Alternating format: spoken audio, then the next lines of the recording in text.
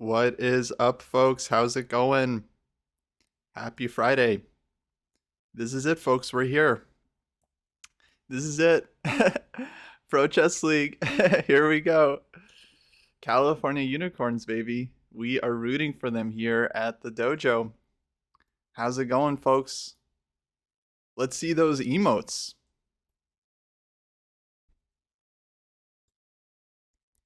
Yeah, let's go, Corns. Very exciting. The games haven't started yet. We're taking on the Croatia Bulldogs today. I think the broadcast has just started. They're talking about the lineups. I think the games are about to get underway. The players are in the Zoom call. So it's going to happen soon, folks. It's going to happen soon. I'm excited. I'm pumped. I don't know about you guys. Pro Chess League is awesome. Pro Chess League is great. It's so nice to be able to have a team to root for. And we're going to be sweating the California Unicorns this season, formerly the San Francisco Mechanics. They switched their name to the California Unicorns a little while ago. The way the Pro Chess League evolved over time has been very, very interesting. It was the US Chess League, used to be based on what city you were living in. Then they made a little bit more geographical. It used to be 2 California teams. It used to be multiple. LA team, Bay Area team. But now it's just one team. And we have some really strong players this year. Today's lineup is absolutely stacked. But should be a great match. We have Ray Robson on board 1, then Darius Schwartz on board 2, Georg Meyer, an absolute beast, possibly the strongest board 3 in the whole league when it comes to all kinds of chess. And then Sabina Foiger on board 4, the former U.S. Women's Champion. So they've got their work cut out for them, folks. We're taking on the Bulldogs, which are apparently captained by Agad Mader, which I didn't know. Did you guys know that? Because I didn't know that. Like, we're captaining the Unicorns, and the captain of the Bulldogs is Agad Mader, which is crazy. He's huge. So they're going to have a lot of support, folks. So we're going to need all the help we can get. But, hey, got an awesome team. So their lineup, they've got a very strong lineup. They've got Grandmaster Bogdan Daniel Diak, who is just a monster when it comes to online speed chess. Leon Levaich, but I don't think I know him super well. It looks like the games are getting started. If you guys know more about him, you can let me know. Then on board 3, they have Bardia Daneshvar, who, if you don't know, is actually the current Iranian champion. You know who used to be Iranian champion? He's a young kid. He's like 15 or 16. You know who used to be Iranian champion when they were a young kid? Alireza Firouzja. So this guy is like the next Alireza. Very, very dangerous. I think he's going to be a big dark horse in today's match. And finally, they have Polina Shuvalova on board 4. Really, really strong Russian female player. I believe she's a junior, probably late junior, like 18 or 19 or so, but she's super strong. Her online blitz rating is something like 2,700 or so. It's pretty ridiculous. She played David in the I'm Not a GM Speed Chess Championship, and that was a tough match to watch from the dojo's point of view. But here we go, folks. We're underway. So the way the format works is everyone is going to end up playing everyone. So they start off by playing opposite boards. So board 1 is going to play board 4, and then each of our board 1s are going to be playing through their list one by one. So board 1 will play board 4 in round 1, then board 1 will play board 3 in round 2, and then board 2 in round 1. And then final round, we'll have board 1 versus board 1, board 2 versus board 2, and so on. And so first one to 8.5 is going to win the match. It's best out of 16. Looks like we have 3 games started. They like to stagger the games so that not all the games finish at the same time, but I think it only helps a little bit because you never know. Some game finishes a minute earlier, some game goes the distance. You're always going to get games that end around the same time. All right, wait, let's get the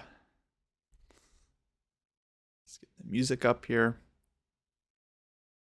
There we go.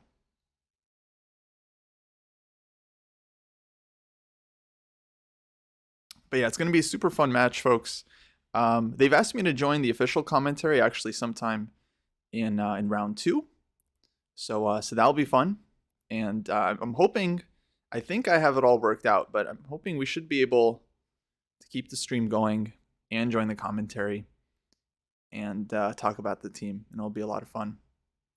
Is it right that Ray and Georg were both on the gauntlet? Yeah, I believe they were. I feel like Daro might have been on the gauntlet as well, although I don't 100% remember.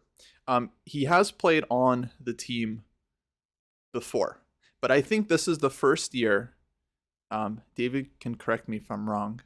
He's watching. I think this is the first year that we have Ray Robson on the team, who's just, a monster, and Georg Meyer, who's also super strong.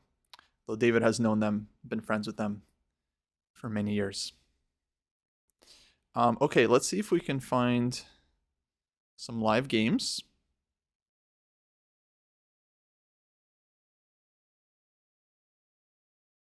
Let's see here. What's going to be the most interesting game? You guys let me know what game we want to watch. I got the multi-board view up here. I like this Bishop F4 system from Paulina. I actually played this a couple times myself, and I think it's a great surprise weapon. But Ray, I'm sure, knows what he's doing. Yeah, he's playing one of the known responses here as black.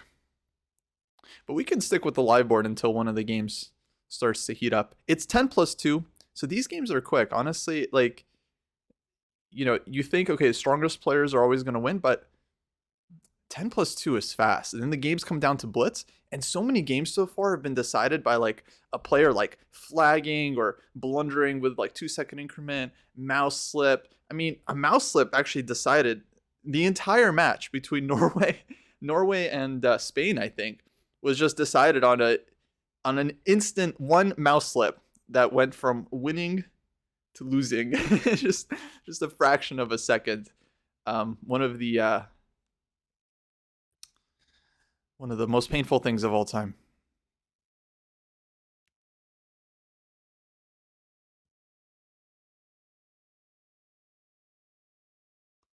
So we have an X Webster Baden STL hybrid. Yeah. Slash Charlotte, if you want to count Savita as well. Yeah, everyone comes from somewhere. Look, California is a melting pot, but we are ready to root for this team. We've got our avocado toast, folks, for good luck. All right, I'm actually in Chicago right now for the U.S. Amateur Team Team North. And but yeah, we have to stream the match. It's so exciting. Oh, look at that. Great timing. Hello. Thank you, Anna Kramling. Thank you for the raid. Welcome, folks. Welcome. Oh my god, you showed up at a good time. Hello. How's it going? This is the Pro Chess League. We're watching the California Unicorns take on the Croatia Bulldogs. And well, this actually, folks, this might be a good time to introduce. I prepared a little something for the stream, and I'll play once now to get you guys hyped up for the Unicorns. But I was going to save it for when we actually win a game. But if we win a game, DM Hoki, our genius behind the scenes, he made a little chant for us. Here we go. Hopefully it works. There it is. Hope you guys enjoyed that. That's so awesome. We're going to play that when the Unicorns score some points when we win a game. So pumped. So pumped for that. Thank you, Anna, for the raid. Guys, make sure to go follow Anna's channel if you haven't already. And welcome, everyone. This is Dojo.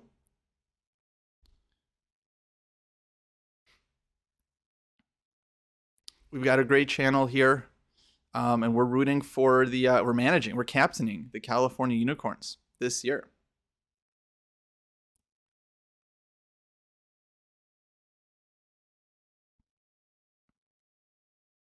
You guys like the chant? Awesome. I'm glad to hear it. Look, folks, I'll break the bad news right away. There aren't going to be any eval bars on this channel. I'm really sorry. We just don't do it. It's just it just distracts from the chessboard. All right, we try to keep it pretty educational here. We like folks to follow the chess with their own eyes. And honestly, I think it's so much more interesting to follow the board with your own mind and try to put yourself in the shoes of the players. Because, you know, the players, I was going to say the players, they don't see the eval bar either, right? And they've got to like make moves with like 0 seconds on their clock. And they don't see the eval bar going up and down. It just distracts from the action. So I hope that's okay, guys. I hope that's okay. All right, let's check in on some games, yeah? All right. Let's watch. Wow, so many interesting games here. Yeah, Ray, got Georg Meyer.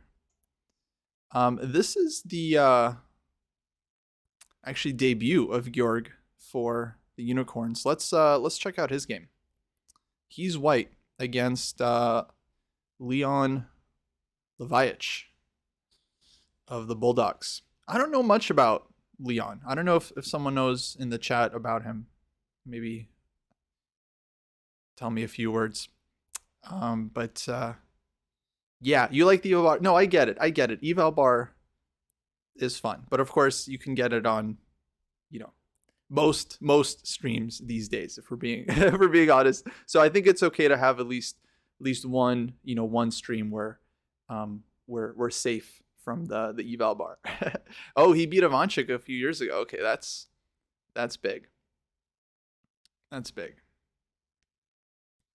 Great character on Curve. Yeah, Leon, best character on Curve. Yeah, no cameras. Well, the thing is,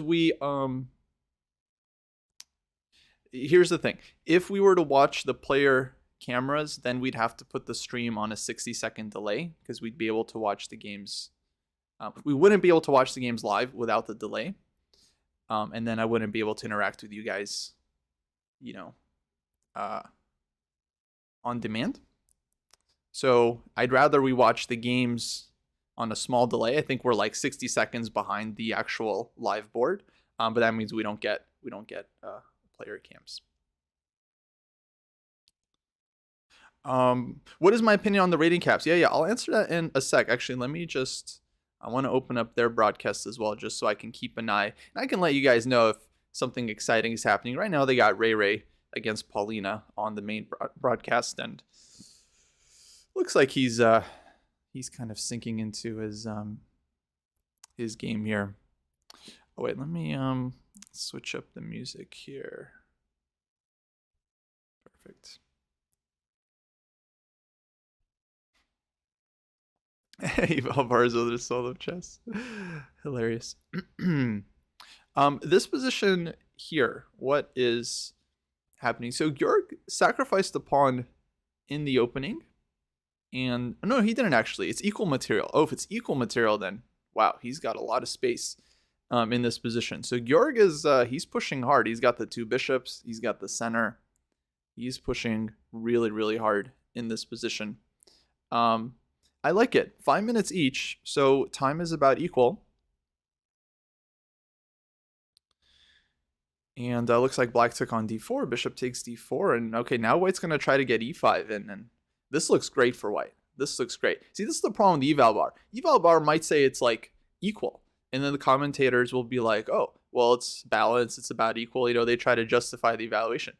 But from a human point of view, it like immediately looks great for white, right? So to me, it seems like white is the one that's got the initiative here, unless black can do something about this e5 push. Okay, there's a question. What do I think about the rating caps? I think in general they're a good idea. I mean, you know, you always have to weigh 2 sides of the coin, right? You have to balance how strong you want the teams to be overall versus how competitive you want all the teams to be, right? So on one hand, it's kind of fun to have a nuclear arms race when it comes to all the best players and just be like, you know what, any 4 players you field, that's your team. You know, that's how a lot of like professional sports work. The strongest players you can find, that's what you that's the whole point. You're just trying to get the strongest team possible, and the teams, you know, in sports usually aren't going to be equal strength. I mean, that's the whole point. You have you know, some teams are better some years, other teams are better this year's, but it all comes down to how you play. So I think there's certainly some value in just having like an all-out race for the strongest possible players. But at the same time, it's also, I think, very cool to make it a somewhat balanced thing where you still have to figure out the average rating, like with juniors or with like female players, or using the bonuses that the league gives out. Because right now the league gives out 2 major bonuses based on who's on your team. If you have a player over 2,700, they count as 2,700. And I don't think that's unfair. I mean, obviously that's incentivizing teams to field stronger players, which I think the Pro Chess League definitely wants all the best players in the world to play, right? And they also put a rating cap of 2,350 for female players. So any woman that's above 2,350, she would only count for the rating as 2,350, which is a huge advantage for any teams that field female players higher rated than that, like 2,500, 2,550, etc. So, and I definitely get that one as well, because they're encouraging teams to field the strongest female players that they can find, because they get a huge bonus from doing so. So to me, these things make sense. I think like all the systems make sense, right? You can definitely do it many different ways. Yeah, June is like, right, a huge boost, probably as big as no, I think even bigger than Magnus. Yeah, Irina, I believe, is on the Charlotte team, if I'm not mistaken, the Charlotte Cobras.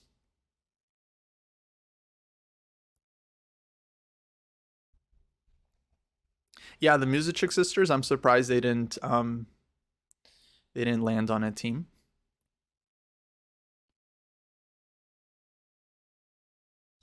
But yeah, in general, I think the league is set up in a pretty cool fashion.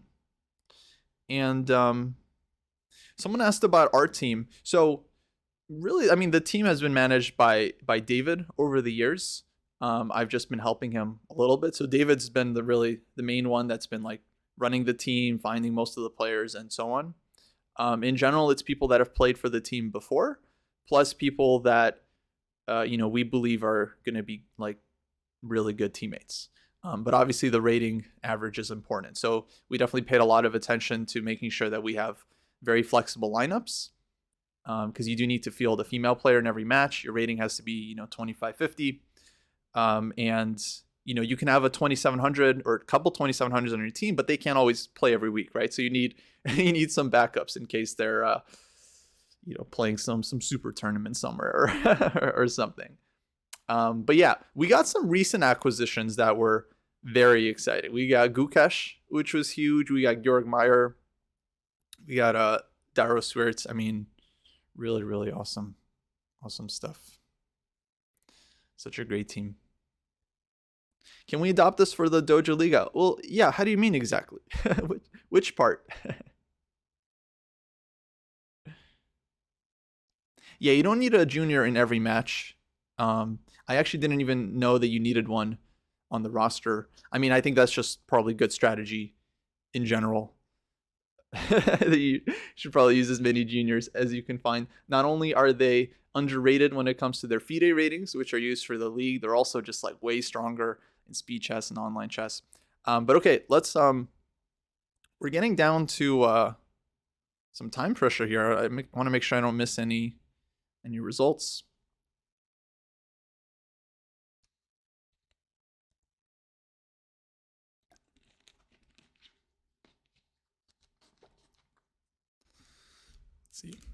Let's see. Actually, let's go back to the multi-board view. Let's see how the team's doing. So Sabina is she's playing up the most. She's playing up every single game. Right now, she's just got like a bullet game against Bogdan Daniel, who is super strong. So that's probably not going to go our way, but we'll see. We're going to root for Sabina all the way. Hopefully she can swindle him. You guys all saw what happened to Hikaru yesterday. I mean, he was like, that was amazing. He was just like crushing on his way to just a very smooth victory, and then just loses focus for a second and loses the game just in an instant. And then Georg, I think he's putting on a lot of pressure. Daro, board 3, seems like he's under some pressure there against the Iranian kid. And then Ray Robson has just very, very messy position. Yeah, they're going to play 4 rounds, and then the 4th round, right, they'll play their 1v1 matchup. Exactly.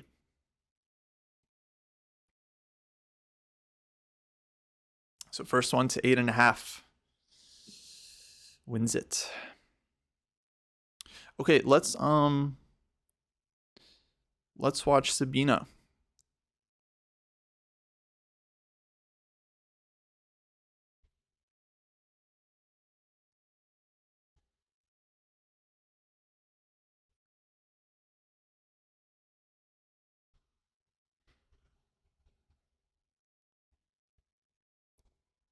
Okay, I understand what happened. Looks like the game is delayed a bit. Yeah, because it's saying she has 0 seconds, but she doesn't. On the multi-board, she's got like 30 seconds. So this, I think, is not updated. This game seems to be working fine. And this is the Daro game. He's under some pressure there. And Ray, this game also super sharp, could go all 3 ways here. Okay, here's the Sabina game. Looks like it updated. So what's happening? She took on f6, goes bishop d5. Oh, folks, they're just playing a bullet game now. They got 2-second increment, 30 seconds each. This is just going to be super messy. I love what she's doing, though. Bishop d5. Great move. If knight takes, then her knight comes in. Black takes on c3. Wow. Sacking the exchange. Looks like a very nice practical decision, honestly. This now seems kind of tough for white. Got to defend the c-pawn, but this is sharp. Again, all 3 results possible here. I don't think black is just easily dominating here, but it's unpleasant. e6 that's a nice move. Then you wanted to go d5 and totally fix everything up.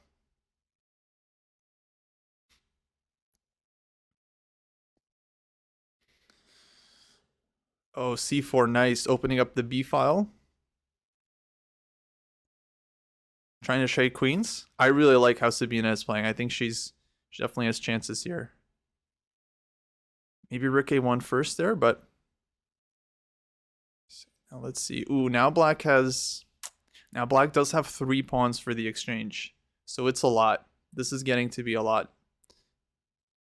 Okay, I thought bishop d6 there maybe. Looks like we're getting 1 pawn back.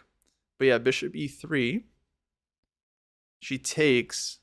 But this isn't... Yeah, this is probably not good. I think maybe she should have gone g3 there just to try to hold on to this pawn, but it was probably bad anyway. Okay, I think Bogdan Daniel is gonna convert this one because the pawns are just too strong. Yeah, he's got more pawns than seconds on the clock. That's hilarious. Okay, but that's to be expected. That's their board 1. That's a very tough matchup for us.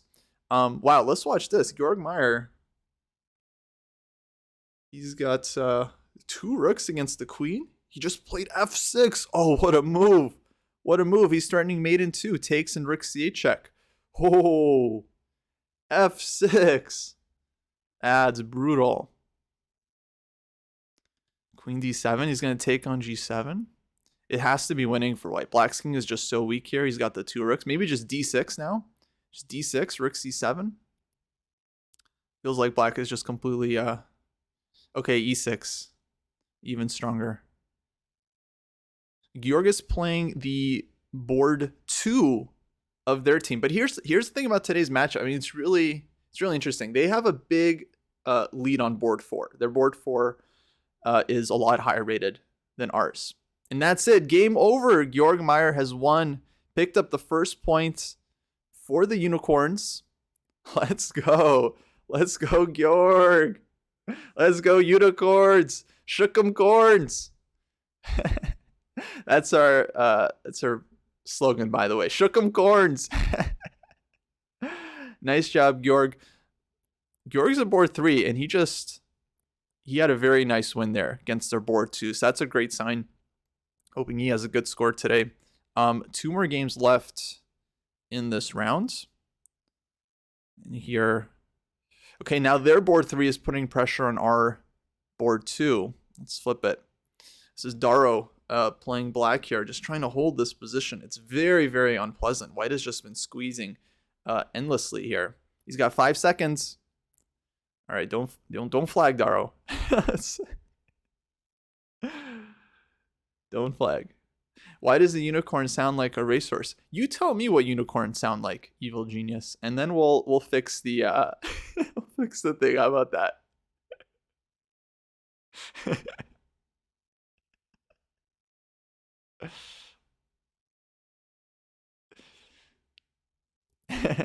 UT is suing. Hopefully not. Hopefully not.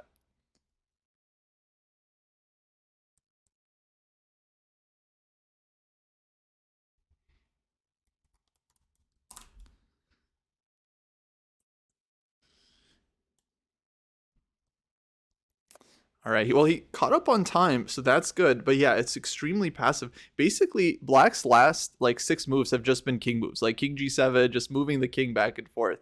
And he's just holding passively. This is so hard to do on 2-second increment. But I guess if White doesn't have any threats, all right, you got to go for the end game. Oh, 98. He had that ready. Oh, now he's gonna trade knight d6 to hit the pawn. 97 check. Is he getting the pawn?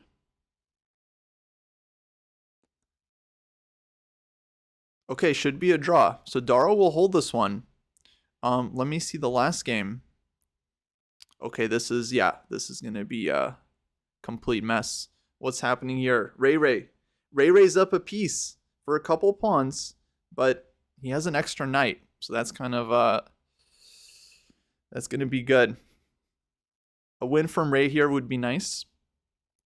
That would secure us at least 2-2 tie after round 1.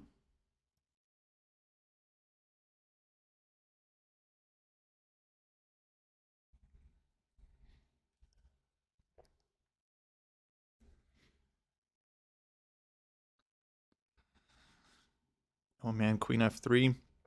Polina's down to 6 seconds, but she's an amazing blitz player. She's much stronger than her rating might suggest. She's like 27, 2800. Of course, Ray Robson's also not exactly a pushover himself, but oh boy, I always get nervous watching these. All right, knights defending each other. That's good. Queen c3. I like the activity. I really like the activity. Maybe take on g3.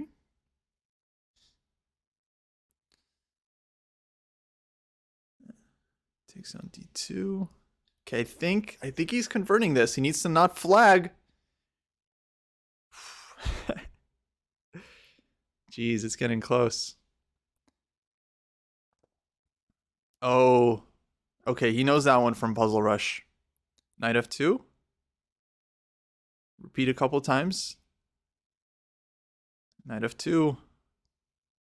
Yeah, I gotta be winning.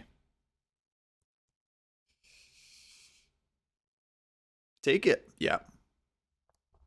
Knight c3.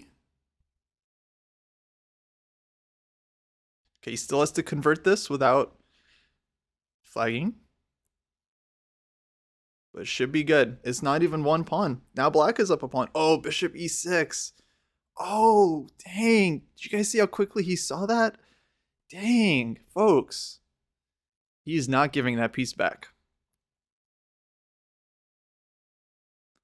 Come on, Ray. All right, king gets in, defending everything. Knight f5. It's game. That's the rook. That's the rook. And that is game. Let's go. Let's go, Ray. Let's go, Corns.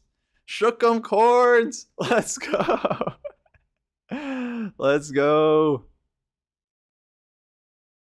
Amazing stuff.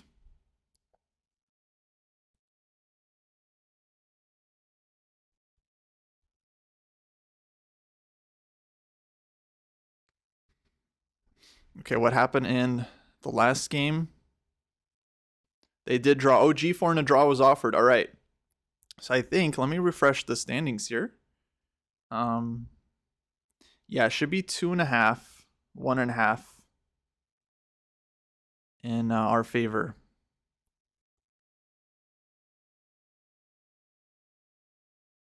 There we go.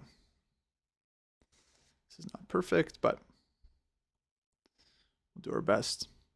All right, folks, second round is going to be starting, I think, in a few minutes. But good start for the Unicorns. 2.5, 1.5.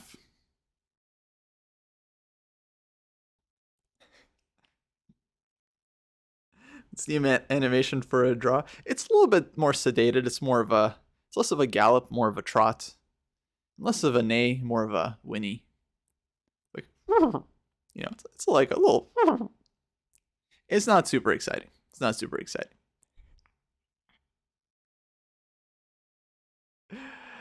Why is he called Ray Ray? Because he's so good, they named him twice. Exactly. Just don't beat a beef burrito. Hilarious. All right. Great stuff for the team.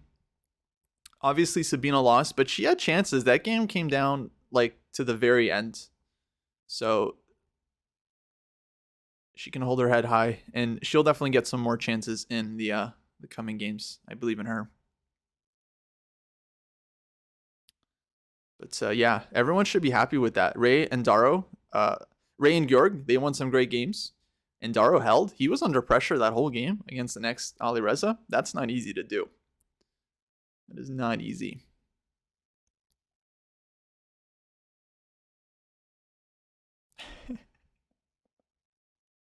Apparently my unicorn impression was too strong, huh?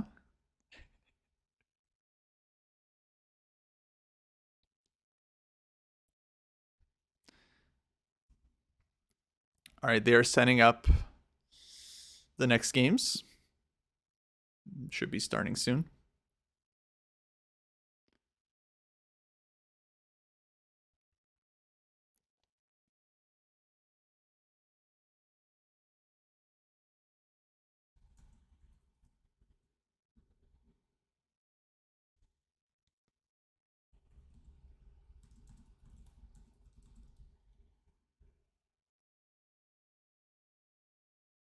Oh, and folks, I got an announcement. We might be able, no promises, but I promise you this, we might be able, no promises, to show some possible merch towards the end of the stream. We're working on it, working on getting the merch ready, working on a hoodie that you can purchase to support the unicorns. I should note, folks, you know, the players, we are paying them. We are paying them. But they're not getting that much. And, you know, if we don't make the playoffs, we're really not going to make a lot in prize money. So if you would like to support the players, we do have a donation link that you can use. And I'm sure they would really appreciate it. But yeah, if you want the unicorns to stick around and be an existing professional chess team, do consider dropping a donation. And yeah, stay tuned for some unicorns merch at the end of the stream. Yeah, I would like to do a Shookum Corns hoodie. I think I'll have to get explicit permission from David for that one. But for now, it's just going to be a normal hoodie that you can wear to work. You can wear to the office. You can wear it to the gym. You guys will see. I think you guys will like it. How about them corns, huh? How about them corns?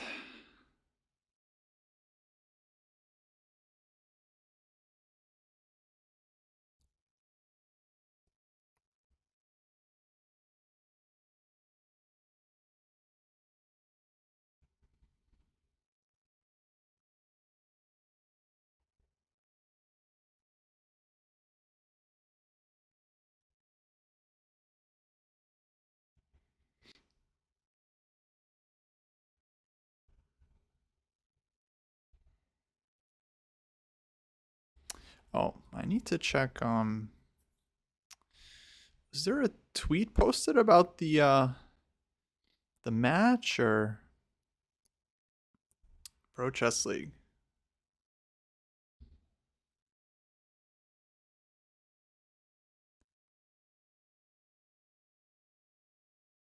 Cool. All right. Let me retweet this.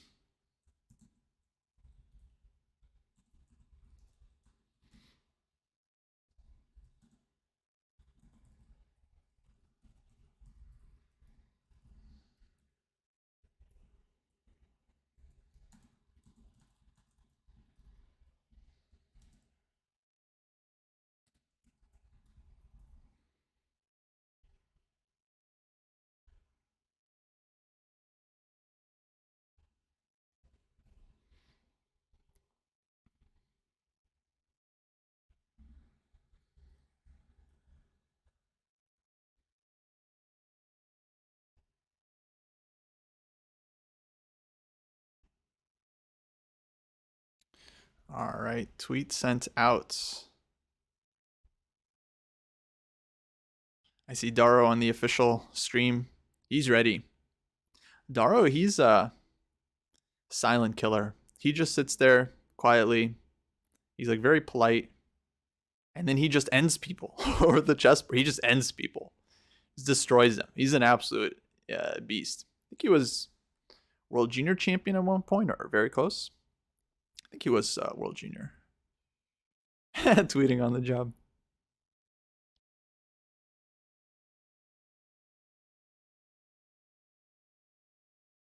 Oh, people should form their own teams for Dojo League. I wanted to do that, but I think it's just going to be too much of an organizational headache.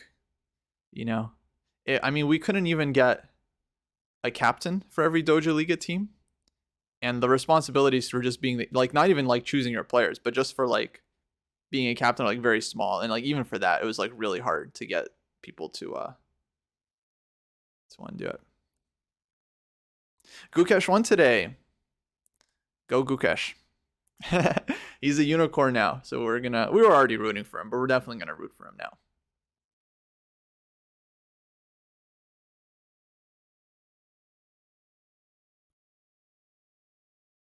Yeah, being a captain is a pain as is. Yeah.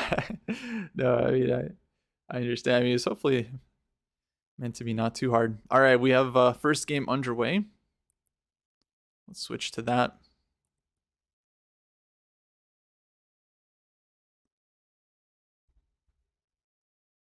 Let's see. Can we go this way? No, wrong way.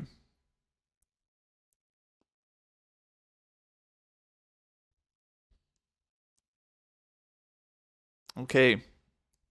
We have Bogdan Daniel Diak for the Bulldogs taking on Georg Meyer. Oh, he's already down a minute. He must have lost some time at the beginning. Looks like Georg played a Bogo Indian. Bishop b4 check.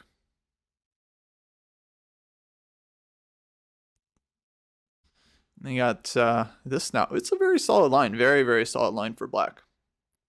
So I'm sure Georg will be looking to at least hold this one.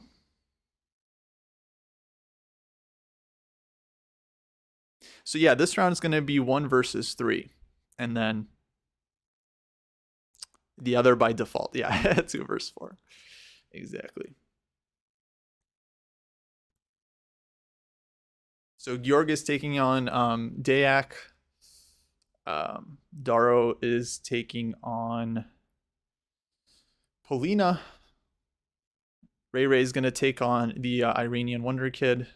Danishvar and Sabina will be going up against Levaich. Is it Levaich? Folks, help me out. Someone has to know. Is it Levaich or Levaich? Someone's got to know. Levaich, right? I feel like I'm itching to say Levaich. That's my instinct.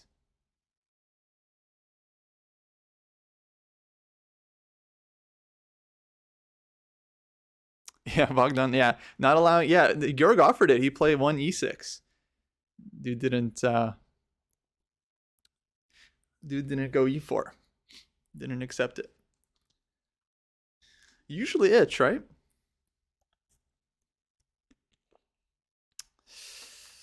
Like this guy, Velimir Ivic, who everyone thought was named Velimirovich when he first came out in the 2021 FIDE World Cup. It's like, oh, there's a new player, Velimirovich, you know, and his first name is, I don't know, Dragojub or something, you know. Yeah, Saric. Yeah, Saric is well known. You know. But yeah, but no, it turned out that that's his full name. Velimir. Velimir is his first name, like Vladimir Velimir, and then Ivic was his surname.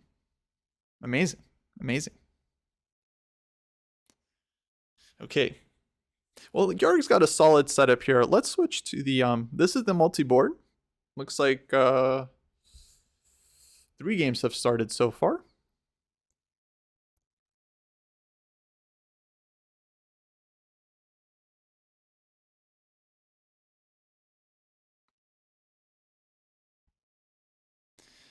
And Sabina's playing a solid QGD as black against Levaich. And Ray Ray's got Marazzi Bind against Danishvar. So very interesting. And Daro's game hasn't started yet. And there we go. D4, Knight F6. Yeah, they always stagger these games so that they don't quite all finish at the same time, hopefully.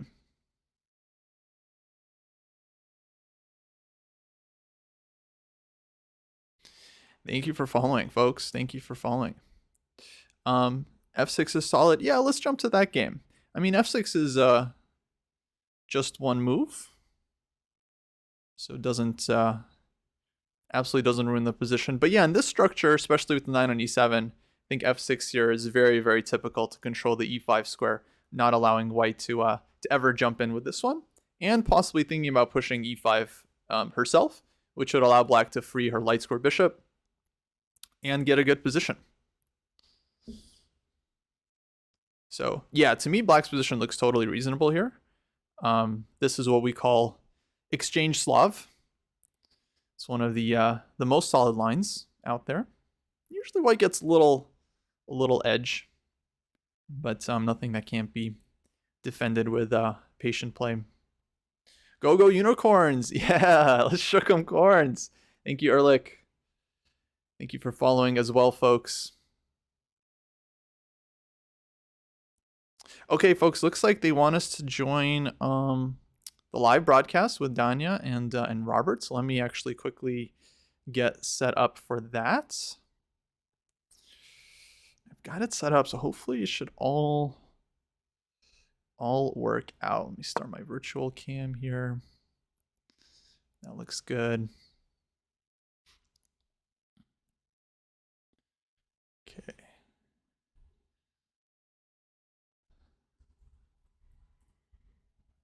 And we're gonna need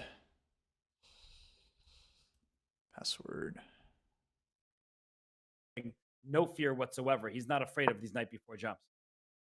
And knight c5 is on the board.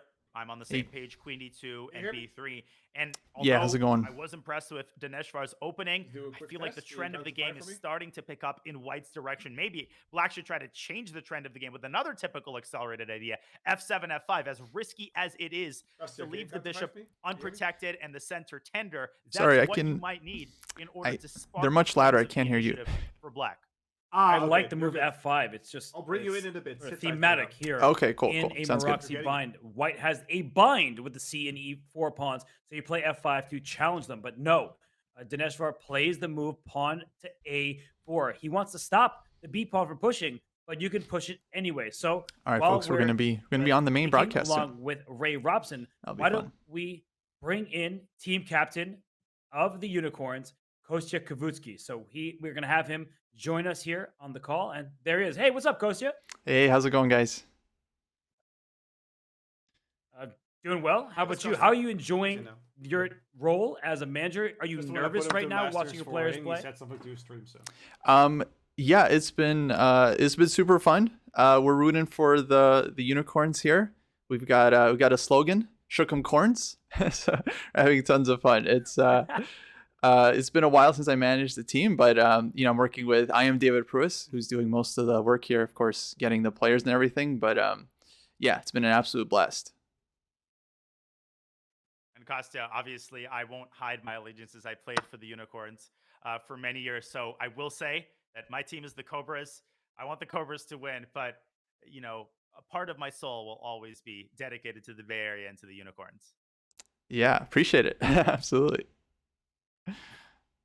Wow, look at Danya, not a neutral commentator. Let's get him out of here. Neutral, me? Well, I actually have to ask you, Kostya. So Ray Robson, he has played for a number of different teams in the Pro Chess League. Of course, he's often in St. Louis. How did you get him on your squad? He's a super GM. He is incredibly talented. What was that negotiation like? Yeah, I was absolutely stoked when we got him. I believe David was the one that convinced him to join the team. I'm sure they've known each other for many years, and yeah, I forget exactly when we got him. It wasn't that long ago. All this has happened very, very quickly in the span of the last couple of weeks or so. But I think he wasn't playing on the team. I think David's always wanted to have him on the team. He's so strong in online chess. He's like a 3-time puzzle battle like world champion. I mean, he's just a monster. He's just an absolute monster. And a lot of our players are. So I'm honestly just super, super excited to watch these guys play. Mm-hmm. Well, Kostya, definitely want to look at some of the positions, but I also want to ask you about Sam Shankland, who is a Bay Area native. Basically the same question about Sam. How well do you know Sam, having lived in the Bay Area yourself for several years? And how excited are you to see Sam, obviously former U.S. champion, make an appearance for the Unicorns in the subsequent weeks? Yeah, I've known Sam for many years. We go way back, and I know he's played for the team for many years. He used to play for the San Francisco Mechanics. Fun fact, David mentioned this not too long ago. Shankland started out as a board 4 in the U.S. Chess League, and has since worked his way up to being, one of the strongest players, not just in the league, but in the world, obviously. So it's fantastic to have him as our board 1. I think he's a natural leader. He often performs extremely well in team events. You guys know his record, like in the Olympiad. So yeah, I think he's just a great player to have on the team. For sure. Well, Kostya, we have you here. We're going to look at the chess with you as well. So Ray and Bardia Dineshvar, they're just kind of hanging in this position. Nothing major happening at the moment. So let's zoom out from this specific game and look at all 4 boards here. You have the lead, 2.5, 1.5, the California Unicorns. But as you look, I'm looking at the top right.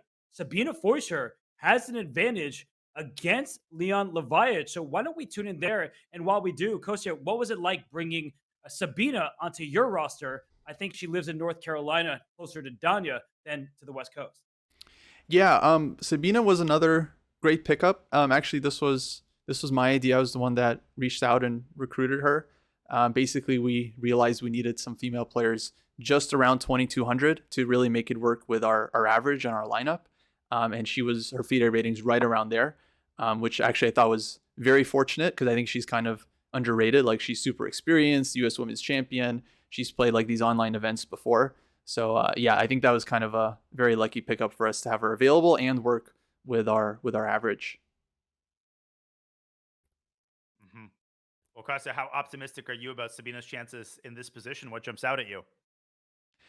Well, right now it's like, okay, it's a symmetrical structure. I think this was exchange Slav, so super solid. I think she's done fine. Looks like she's up a little bit on the clock, which is nice. And that first round game, I don't know what you guys thought of it. It was like it came down to the wire, right? Like, she was fighting and like putting up very stiff resistance. So hopefully that gives her good confidence. It's very tough for these board 4s because they start off playing the board 1, right? The strongest player on the other team. And then they have to play the board 2. So they start off with their absolute like toughest matchups before they finally get to play players a little bit closer to their rating. But Sabina's a huge fighter, so I feel like she's going to do absolutely fine. Kostya, you're one of the nicest people in the world. So I just want to state that before I make my next question is, well, you're a team captain. Do you tell players like, hey, I want you to score a draw if you can with the white pieces? Because you're mentioning that Sabina is the lowest rated player of the 8. And if she scores a half point in any individual game, that seems like a success. So do you let the players do their own thing? Or are you kind of telling them, hey, maybe in certain circumstances, let's just secure a draw here or play it solidly? Yeah, to be perfectly honest, I would say David Pruess, he's going to be like the main team captain / manager. So if anyone is telling like the super GMs to make a draw or something, it'll be him, and it won't be coming from me. But I think most of these players are experienced enough that they kind of get it. Sabina knows she's playing up every round. I mean, every half point is going to be useful for the team. Yeah, I'm sure these guys are experienced enough. They know if we're ahead, play solid. If we're behind, you need to take risk and score points. So yeah, I'm not too worried about it. I'm more kind of just following them, trying to hype up, the crowd, the dojo to root for the Corns. Well, I just second what Robert said about your wholesomeness and just the educational value of your stream and the instruction and recommendations that you and Jesse and David bring to the table. If we could swing back to the bird's eye view really quickly. Speaking of experience, Georg Meyer, we've sung his praises along with Robert for this entire match. So as we navigate over to his incredibly complicated position against the Bulldogs top seed, Bogdan Daniel Teach, Kostya, you can opine on this position as you wish. But perhaps could you also say a couple words about how excited you are to have someone like Georg on his team and what your expectations are for him? Yeah, Georg, another great player, another great pickup. David recruited him, I think, like a week or two ago. I was again surprised when we got him. He's so strong. He has a lot of experience in the league. He used to play for the Stockholm Snowballs, I remember, and he was their board 1, and he did fantastic. He's such a good like online speed chess player. He's just like so strong. And we have him as like board 3, which I think is like really a good spot for him. Not that it matters that much. Everyone is going to play everyone in this format, but still, when I feel like your board 3 is this good, it definitely gives you a lot of confidence. And his position right now, I guess, is not great. I see the eval bar, which is definitely affecting me. But I also see White's dark square bishop as a very annoying piece in the position. That seems to be the problem. Of course, his opponent is also extremely strong. So this is not an easy matchup for Georg by any stretch. No, it certainly isn't. But I want to give you one piece of good news before we let you know you're streaming on your channel. If we just go back to the bird's eye view quickly, can we just have all of our attention on the top right for a second? Because Sabina Fleischer with the black pieces, I see that eval bar going down. And I think the reason why is she is up not only on the clock, but she is going to go after that D4 pawn. So Kostya, how does it make you feel to see that pickup, one of the later pickups, Sabina Fleischer, she's performing, it looks like, in this game for your team? Yeah, this is looking great. Really, nice position on the clock as well. But I see like King F7 coming in for black, Knight F5, and D pawn's gonna be under a lot of pressure. Seems just like a very easy, like healthy position for black to play. You have this F6 G5 structure that's just like restricting the knight on F3. I love it. Yeah, it's great. Go Sabina. No notes. Well, I know you're gonna be on the edge of your seat, Kostya, praying for your team. But great stuff so far from the Unicorns, a team to watch. And International Master Kostya Kavutskiy, thank you for making time. Those watching on the chess.com channel, twitch.tv/ChessDojoLive is Kostya's amazing educational stream. He's streaming right now. So Kostya, we will let you go and enjoy the match in peace. Good luck to the Unicorns. And thank you guys. Appreciate it. Thank you guys. See ya. Thanks, Kostya. Good luck to your team. And you said it's a team to watch. It's also a stream to watch. Go to the Chess Dojo to learn and up your chess game. And right now, Sabina Fleischer is bringing her best stuff. Okay. Go Sabina.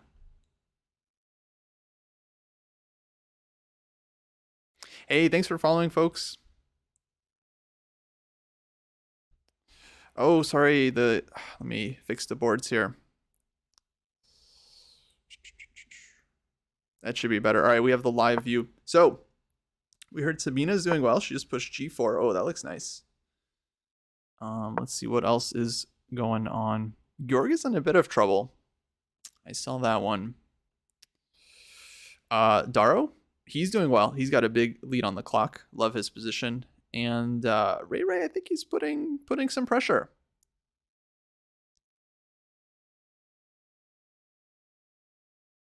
Yeah, that was fun. Yeah, Danya and Robert, they're the goats.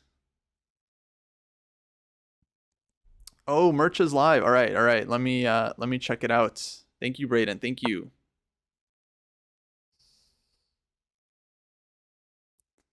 All right, folks, you ready for our merch drop? Oh, no, let me wait. Actually, let me wait till the middle of the round. But we do have official merch about to be dropped. But yeah, first let's see what happens in these games. Oh man, it's so sharp. The thing is, these games can change in a heartbeat. Like, we were doing well, but you never know.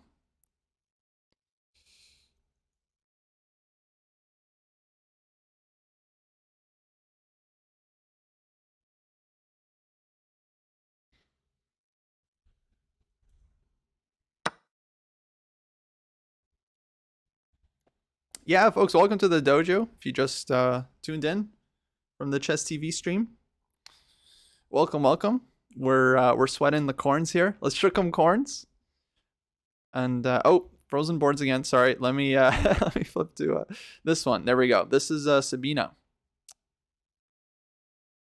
All right, now this should be updated, folks. I'm just streaming from a laptop here. I don't have my usual, 10 monitor setup where I can have one window on each monitor. But yeah, thanks for tuning in. Well, Sabina, she won a pawn, but white is probably going to win back this d pawn, right? So it's not that easy. But I do like her position very much. Even simple knight e2 check here. Get the rook to the second rank. I think black is extremely comfortable. Takes, rook d5, knight e5. Other rook gets into c2. That looks great. And Sabina, she's so confident. I think she understands, like, she's just doing really well here. So hopefully she can put up a point. Knight e7 looks solid too. Absolutely. Knight e7 looks very solid to me. Yeah, just keeping the extra pawn. Fair enough, guys. Fair enough. Absolutely.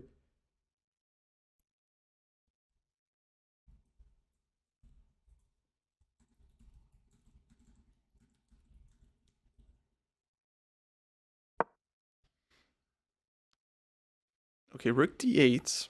So similar idea. She's offering the pawn back in order to get her other rook to the second rank, which I think, from a practical point of view, is going to be very, very difficult to deal with here for white. Just going to keep an eye on the other games. Oh man, Ray, he's in time trouble, but I think he has things under control. And Georg is down to 40 seconds. Oh boy, yeah, all these games are sharp. Maybe we could switch to Georg here. Just play queen d3.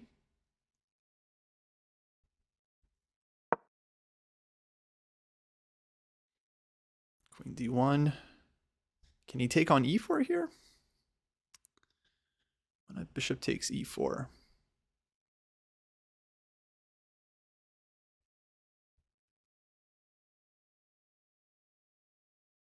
Yeah, problem for black here is b6 is just hanging. Okay, rook d8, interesting. Hitting the queen. And if takes, he hits the knight. So he's not giving white a chance to take on b6, but this pawn is always going to be hanging. I guess he can always play knight c8 if he needs to. Yeah, there we go. So it looks worse for black. It's difficult, but playable. There the e-pawn wasn't hanging because white could recapture. But knight e5, it's not easy. It's just they're down to seconds each, 2-second increment. It's just the blitz game here. Come on, Georg. 3 seconds. Okay, rook is... Oh, I thought rook was going to come into c7. He goes rook d7. Wow. These guys, they play so solid. They almost never hang something, even when they're down to seconds. It's amazing. Oh, this is holdable. It's going to be tough, though. It's going to be really, really tough. F5 maybe?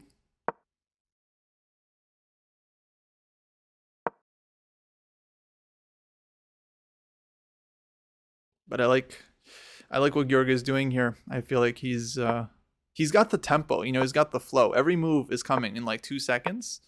And now, yeah, Bogdan has started to speed up his pace as well.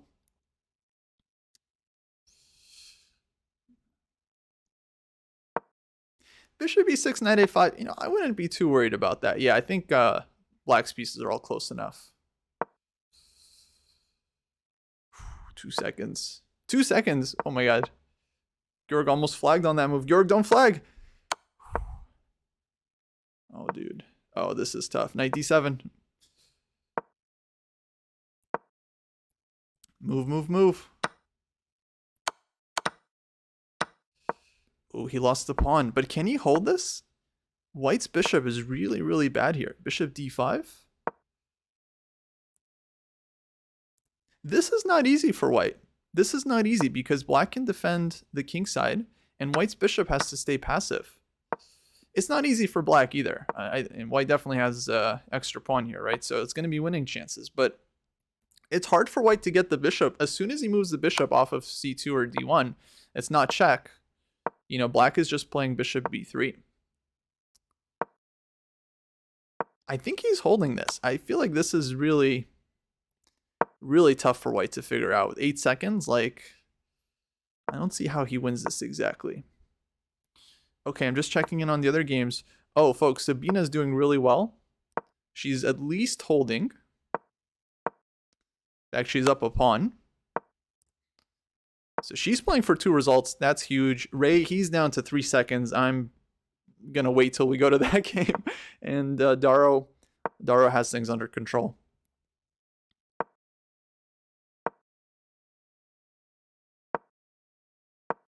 Okay, Sabina probably drawing. She's 100% not losing. All right, this game is drawn. Great hold, Georg.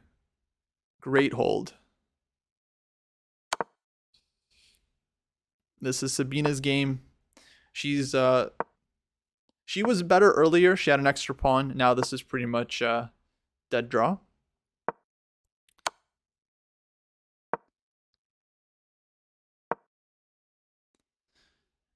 And yeah, I'm going to assume she holds this one and no accidents happen with the connection or anything like that. Ray, what's going on? This game still super sharp, and then Daro's still playing.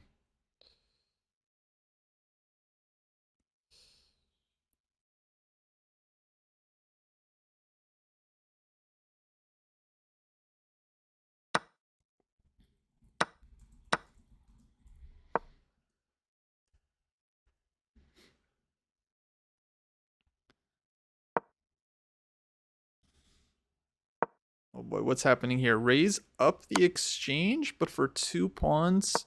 Oh, it's very messy. It's very, very tricky. I'm not even sure who's better, just in the time situation. You know, the knights. Oh, he's got knight c3, rook a8 check. Oh, but white's back rank is hanging. So he just finds g3. Oh my god. Oh, this is very dangerous. This is super dangerous now. No, it might just be lost for Ray. Yeah, I think Daneshvar got him in the time scramble. Yeah, it's too many pawns. That's unfortunate. Thankfully, we did get that draw from Sabina, so that's huge. And Daro has won on board 4, or against their board 4. All right, so this one looks like, yeah, Ray is going to be losing it, but I think the round is going to be a 2-2 draw, which is fine. We're up a point going into the round. 2-2 for this one is absolutely okay. And yeah, Ray does go down. Tough one there. I'm sure he won't be happy about that. But hey, 2-2, not bad. Corns still leading by 1. Let me refresh the standings here. There we go. So it's 4.5, 3.5. And yeah, eventually we're going to get to that round 4 matchup where they all play 1v1. And honestly, in the 1v1 matchups, I feel like we have a big advantage, especially on the top 3 boards when it's like 1v1. So I like our chances. It's not over yet. I mean, it's only 1 point, but I feel like we're in a good spot.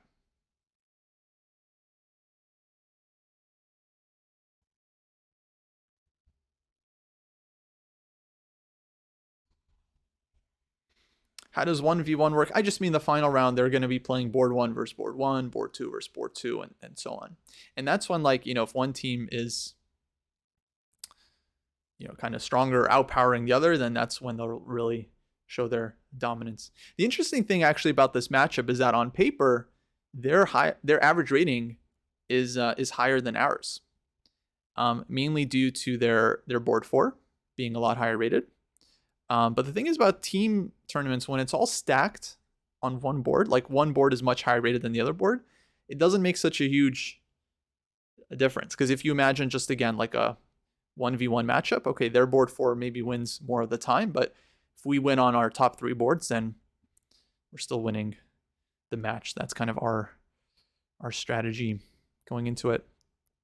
Okay, we're going to have a couple minutes break before the next round gets underway, which is maybe a good time to let you guys know that we got merch available for the unicorns.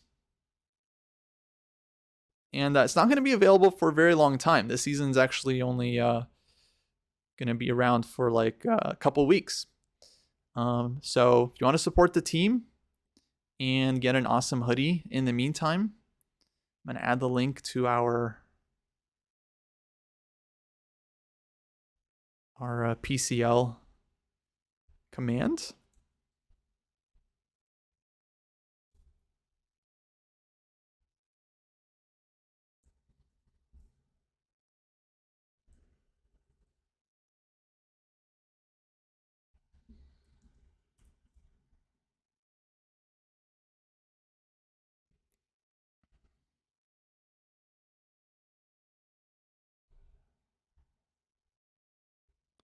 All right, folks, and merch is live.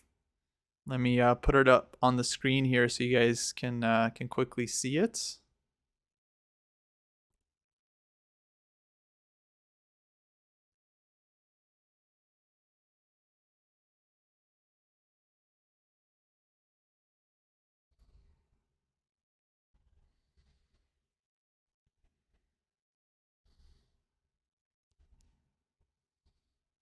And this hoodie is thanks to our man on the ground, Braden Laughlin, who designed this quickly and got the store ready. All right, you guys ready for the official Unicorns merch drop? All right, let's see some let's see some emotes, folks. Here it is. Got a lovely little light blue hoodie, the Unicorns logo available. I'm probably gonna buy one later today, as soon as this broadcast is over. These are fresh, folks. These are brand new. You can find the link using the exclam PCL command if you want to get one for yourself and support the team, and also get an awesome hoodie that you can play chess in. You can play chess in it, do dishes, watch Twitch streams, watch YouTube videos. You can do lots of stuff in this hoodie. Very flexible. Very, very flexible.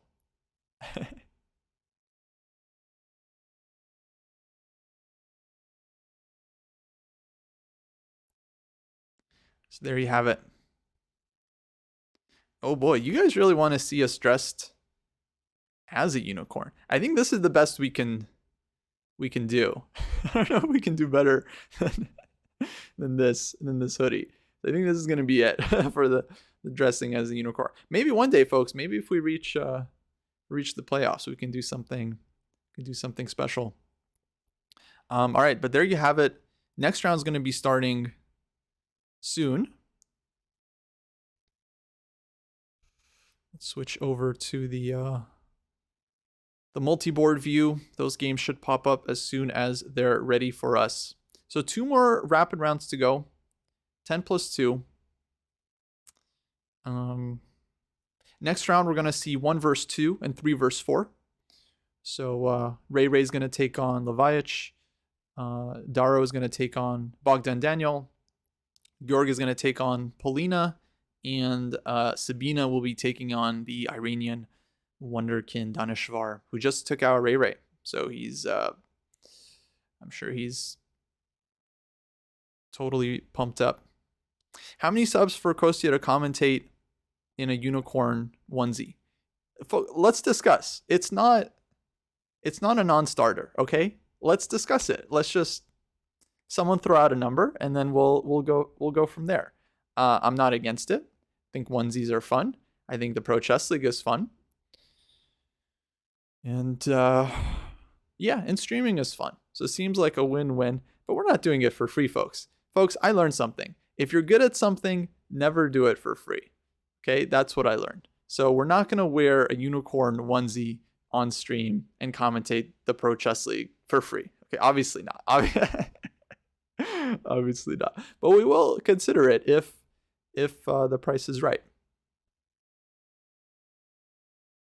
Okay, does that make sense to everyone? Does anyone have any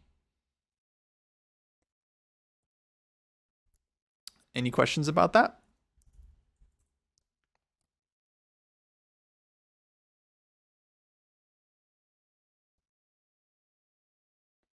Good.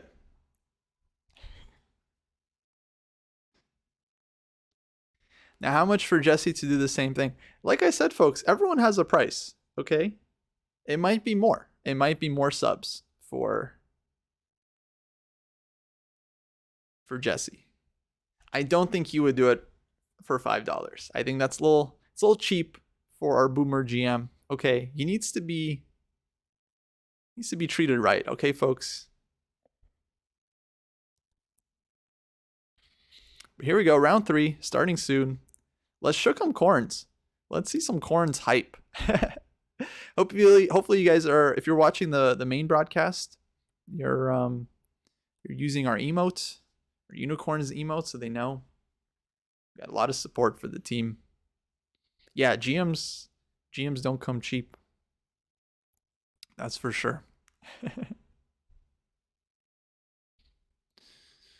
Okay, let's see here. It looks like they are, getting ready for the 3rd round.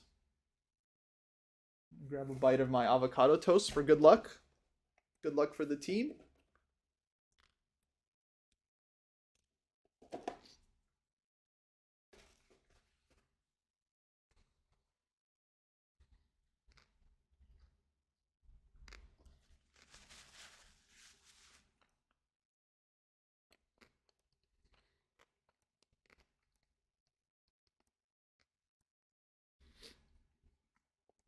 Yeah. Let's shook 'em corns. Shook 'em corns. Let's go. Oh, I didn't even know we had that emote. Now we need a corn shucking emote.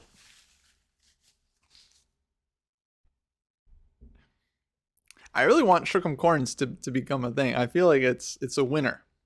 It's an automatic winner. Okay, I'm watching the live feed here. We got Daro. He's got 1.5 out of 2 so far. He won a nice game in round 1. Against, oh no, he drew a very nice game in round 1. He held round 1 against Daneshvar. And then he won a nice game against Shuvalova. So yeah, it looks like his game is starting. And he's playing board 1. Bogdan Daniel Diek. Let me quickly get that game. Here we go. And we have Queen's Gambit declined with early Knight BD7. White has a lot of options here. He can go Bishop F4, Bishop G5. Dara's just figuring out how he wants to develop here. He can throw in C takes D5 as well.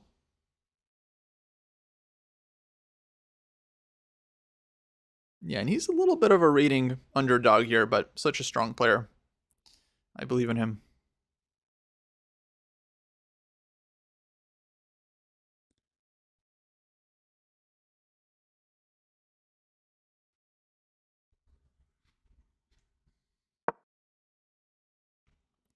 Okay, there's bishop g5 on the board. h6. Jesse's telling me I gotta submit my games in the scoreboard and submit them. Yeah, you're right. Jesse's right. I gotta submit my games.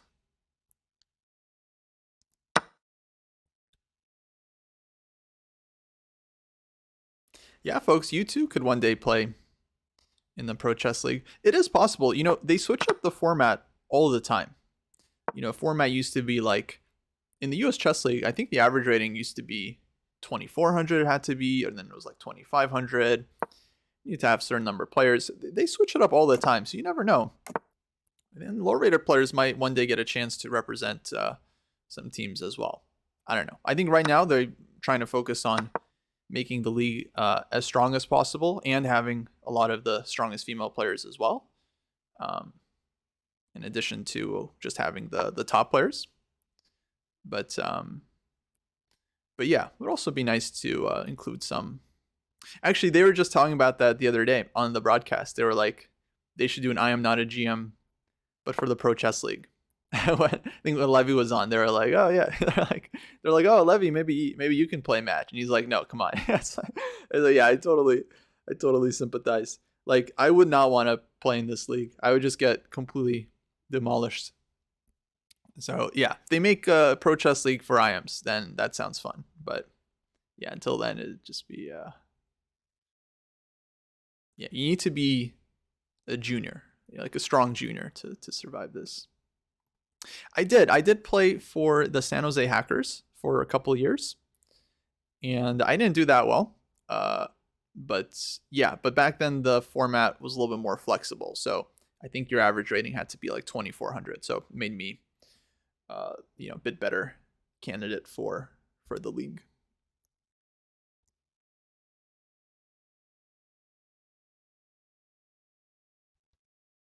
Yeah, this is a very solid position. I mean, generally speaking, white doesn't get a lot in these kinds of structures. It looks like it didn't come from a semi-Tarrasch, but essentially they got same position, same pieces kind of traded off. It's a little bit better for white, but it's solid.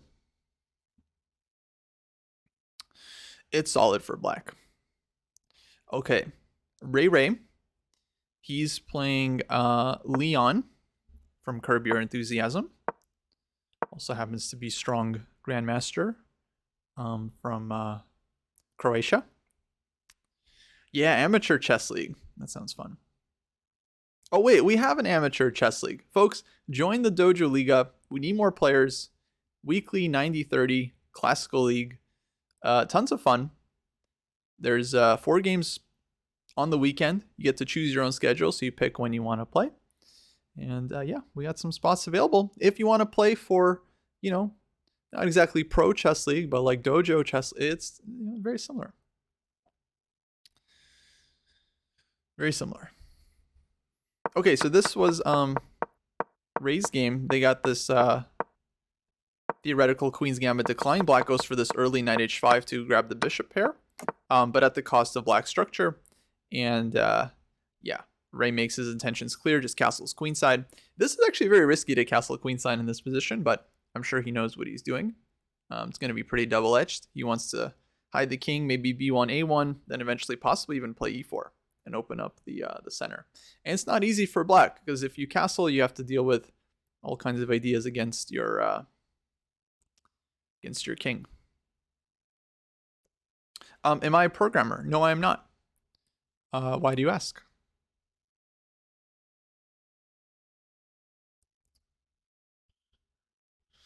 Okay, why don't we check out the multi-board view, see what's happening here. Okay, looks like Sabina, she's doing solid so far against Daneshvar, and Georg. Yeah, he also has a very solid position against Polina. Now, Georg's position is interesting because it's like they've already gotten themselves into an endgame. And white has the 2 bishops, but this pawn on e5, I'm looking at the game in the bottom right corner. This pawn on e5, it's kind of like a weakness for white. Black has a great knight on d5. Black has the best, note this guys, black has the best minor piece. Even though white has the 2 bishops, Black's bishop on c6, I would argue, is the best minor piece on the board, just in terms of its strength. Like, the bishop is going to be controlling this whole diagonal. White's bishop is not on this diagonal yet. And the other thing, it's like, best case scenario, White can trade off the light square bishop for Black's bishop, but then Black is going to be left with kind of a good knight against bad bishop situation. Not that it's always that clear. Like, I think White is absolutely fine here, and maybe even better. But all I'm saying is that Black definitely has some strategic trumps that he can play for in terms of fighting on the light squares. So his position is definitely actually kind of ambitious, despite being an endgame. Okay, Bogdan Daniel, he just played Queen A3, aggressive. This is an important round. I think Croatia here definitely needs to try to come back in this round, because the next round is going to be tough. It's going to be Ray against Bogdan Daniel, and that's going to be a total toss-up. But then we have Daro against Leon, which Leon so far hasn't done well. Half out of 2. He drew with Sabina, and lost the first game to Georg Meyer, right? So I'm hoping for Daro to put up a big score against him. And then, very, very interesting game. Maybe one of the most interesting games in the whole match will be the board 3 matchup in the final round between Daneshvar and Georg Meyer. Because this kid Daneshvar, I mean, I haven't seen him play, but like, clearly he's a super talent. He's just a super talent. But Georg is also a super talent. And what happens when one super talent goes up against a slightly older German super talent? I don't know. Well, we're going to find out. We're going to find out. Sometimes it's amazing to see some of these matchups. It's like, wow, what happens when these top juniors, they like go up against very, very seasoned players? I didn't see the Gukesh game today. No, I've got very little time to like follow all of the events, unfortunately. But I know he's playing like the WR Chess Masters, right? Yes, I know he represents Uruguay. But to me, okay, he's very German. But yeah, officially now he's an Uruguayan chess player. That's right.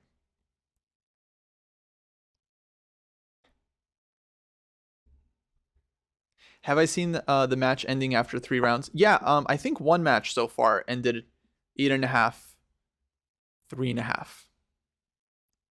And they didn't play a 4th round. And then there was a couple matches that went down to the tiebreak, like Norway against Spain. And yeah, actually, big surprise earlier today, St. Louis losing 6-10 to Shanghai. Now, Shanghai actually is a very strong team. They're formerly the Chengdu Pandas. And yeah, they kind of dominated that match.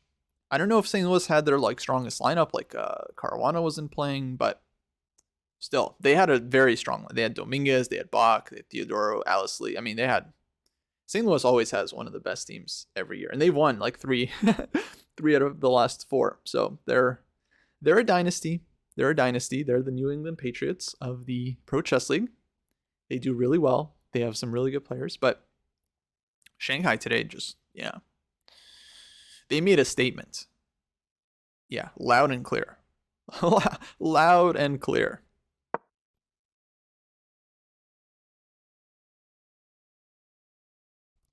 Not today, Evil Genius. Not today. Today, Shanghai won.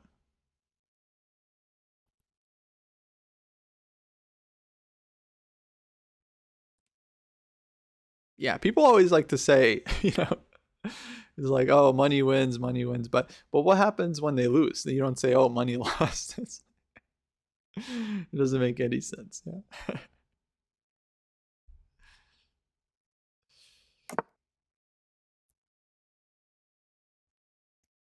Okay, I like York's position.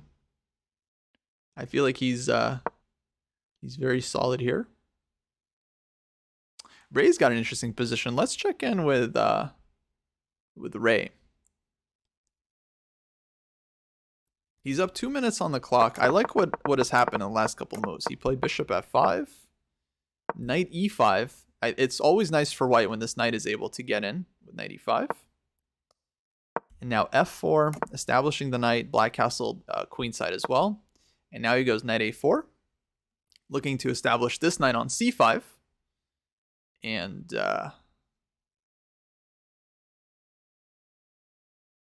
yeah, I like white's position here very much. He's got a lot of pressure.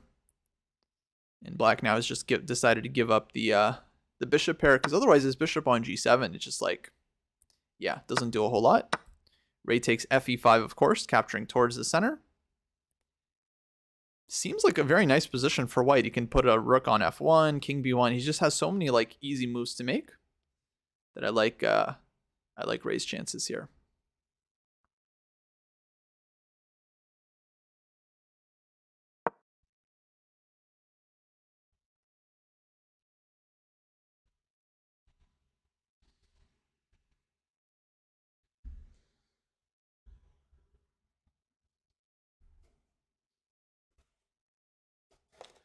All right, let's grab a bite of avocado toast for good luck.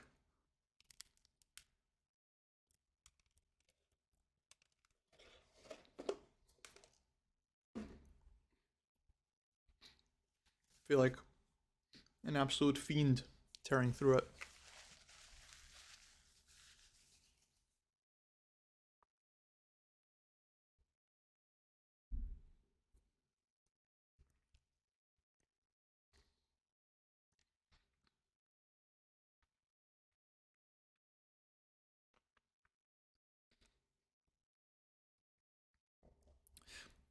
What else is in the toast? It's avocado, arugula, cucumber, and chili flakes for a little bit of heat, which I'm not the hugest fan of.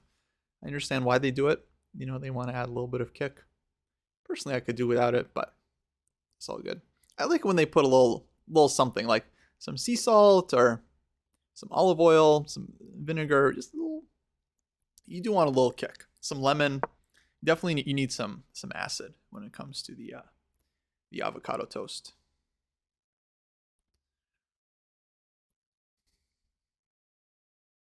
I mean, could we have a team name that's like the avocado toasts?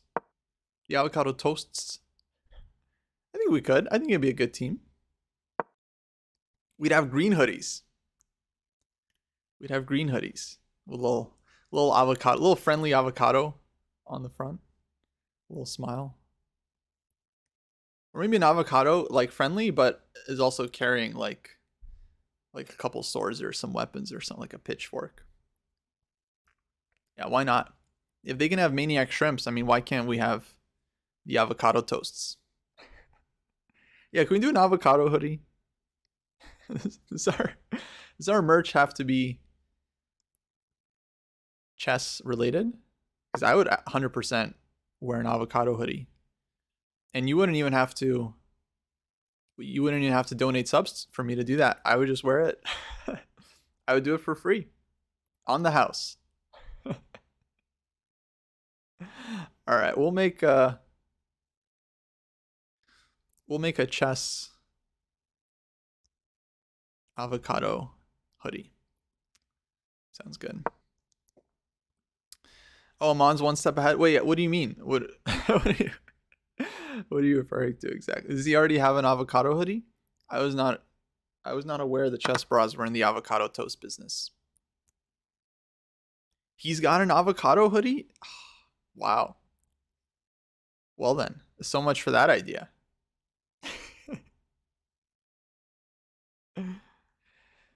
Oh, it's a onesie? He has an avocado onesie. Wow. That's next level.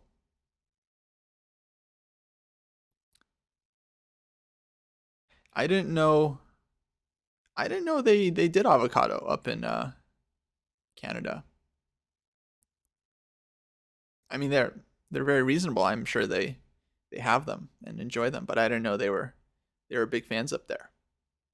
I didn't know. I know not every place is a fan of avocados. You know, some places in the U.S., if you ask for avocado toast, they kindly ask you to leave. They're like, "Sir, we don't serve food here. This is a U.S. bank." It's like, all right. So much for the tolerant left. Okay, anyway. You guys love avocados. That's great. Oh, that's awesome. Oh, it's pink with with avocados on it. Nice. Yeah, maybe we could do a green one.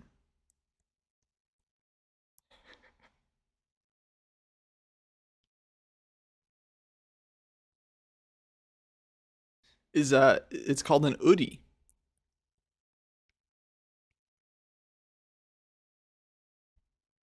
Huh. I didn't know there was a difference between I didn't know there's a difference between an udi and a onesie. I just thought all onesies. I guess not all onesies have hoods. Is that the difference? Not all onesies have hoods. They do. They're called udis. Look, folks, this is the California Unicorns official hype stream. Okay.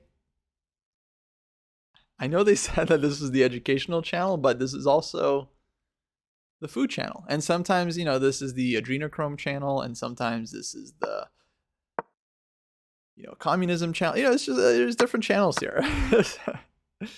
Ooh, wait. What's happening?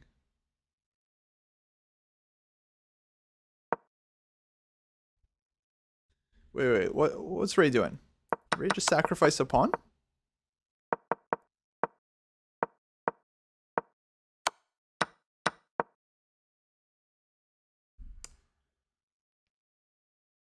Huh. Interesting. It's not clear to me if this was intentional, honestly, because it's such an unnatural pawn sacrifice. Like, yeah, it's hard. And then he paused here. He didn't go rook f1 that quickly, but definitely White has compensation here, so I feel like this is not that simple. But yeah, I don't know if this was exactly the plan. It's risky. This is definitely very double-edged.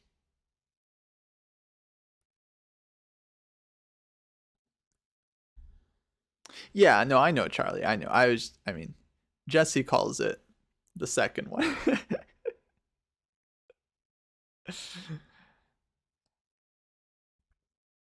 Okay, so this game, a little nerve-wracking.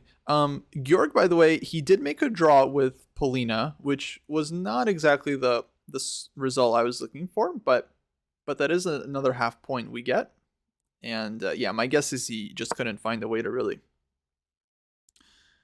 Maybe he didn't feel like it was worth risking, which is absolutely fine. Let's see, Sabina.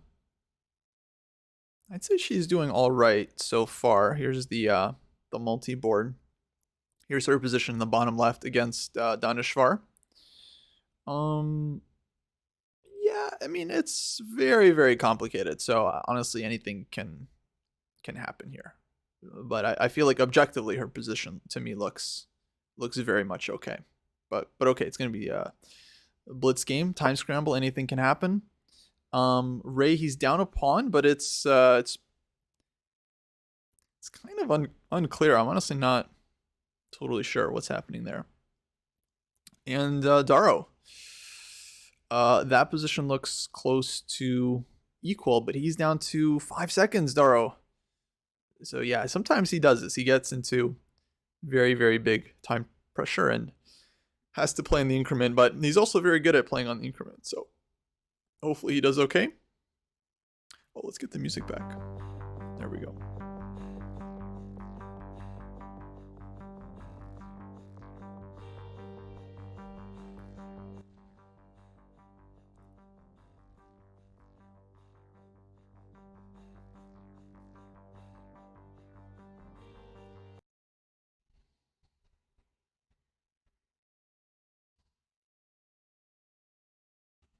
Let me lower the volume a bit.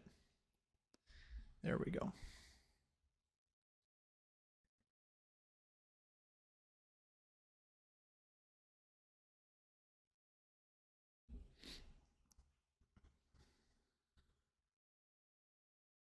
Okay.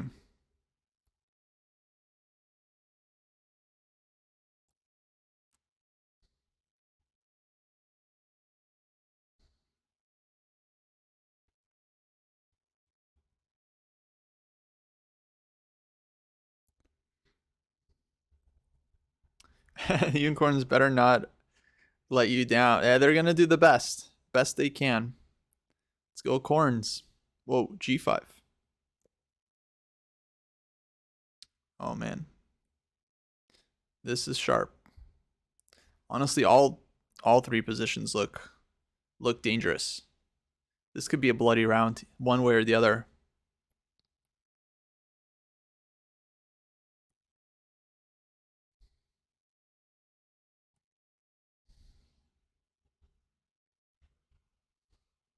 But yeah, I think Ray here is now trying to play it safe. He might even be, he might be onto something here. He's going to pick up this H-pawn.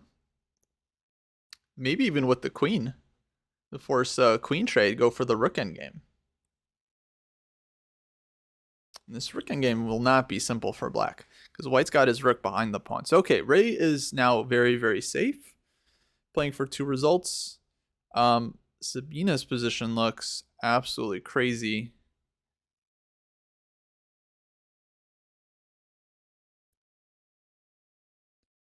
This one is just wild. Looks like white's probably breaking through on this diagonal here, but I don't know. I mean, still, anything can happen. Kid's got 20 seconds left. And looks like Ray went for the endgame here. And Daro, hold on. Daro's in control. Oh, Daro's a champ. Daro's a big champ here. Big hero. Look at this. He's not losing this one. I don't know if he wins it, but he is 100% not losing it. He's up a pawn. No, this looks very, very difficult for black. He's got the knight against the bishop.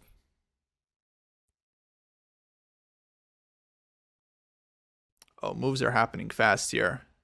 Oh, Daro's winning this. Oh, and he's won it. Let's go. Game over. Guy resigned because B7 is happening. The bishop is going to have to be given up, and white's going to be left with this f-pawn that black can get to. So Daro has won his game, scoring a huge point for the corns. Let's go, corns. Let's go. Let's go, corns. Shook 'em, corns. All right, let's switch here. Oh, this is Alice's game. Sorry, Alice. Not now. Okay, Ray. I don't know if he's winning this. I'm sure he's safe here. He can go rook e2 or something, but yeah, probably not winning this. And Sabina, big trouble for Sabina here. Big trouble. She is up the exchange, but black's king is just so weak that I can't imagine this is holding for black. Yeah, we shook him.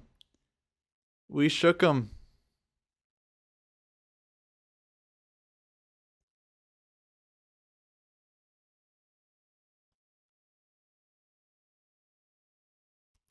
Oh man, your chess.com account got banned? Whoa, what was the account name? Because maybe we could understand if we saw the full name. If it's the same as your Twitch name, I would think that's it's too much. Okay, Sabina's fighting.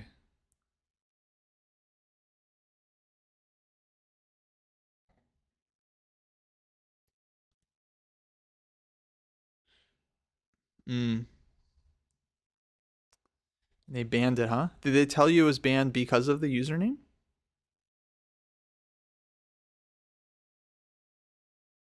It is a little surprising.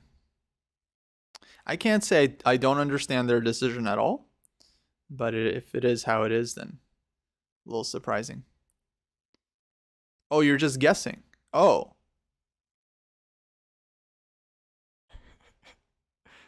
Then why would you say that? What is the guess based on?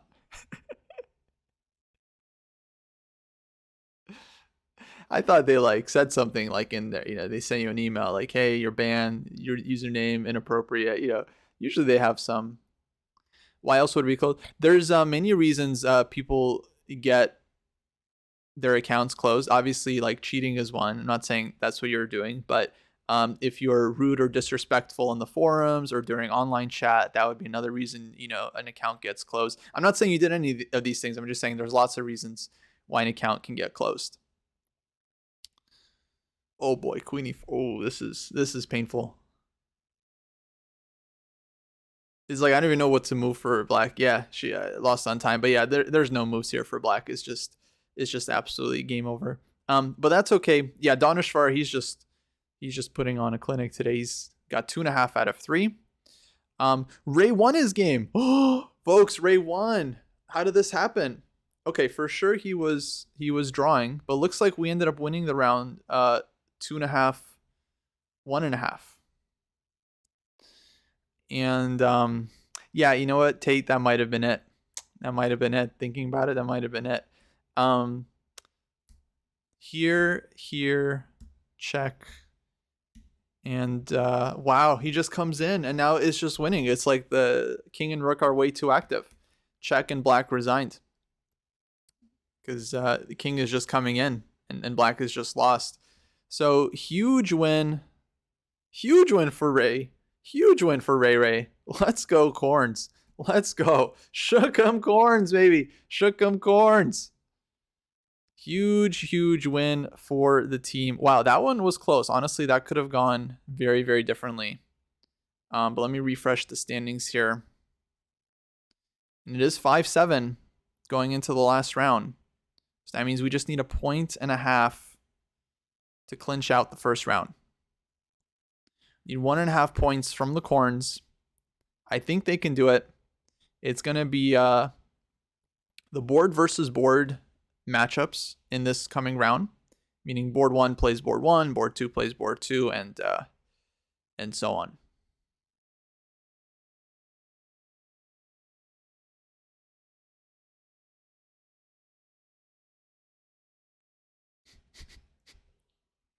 Yeah, dude, probably like no one reported you until just recently.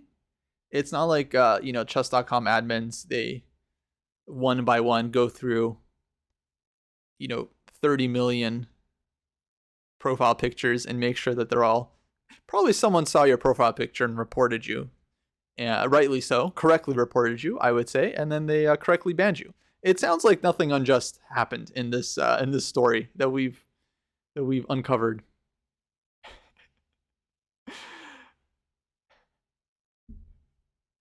Yeah, Russell, I agree. I don't think I can allow your message, but I agree. Okay, folks, round 4 is going to be starting in a couple minutes.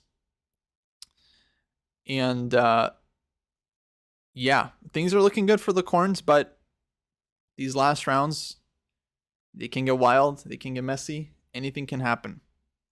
Anything can still happen. So please don't tune out. Okay?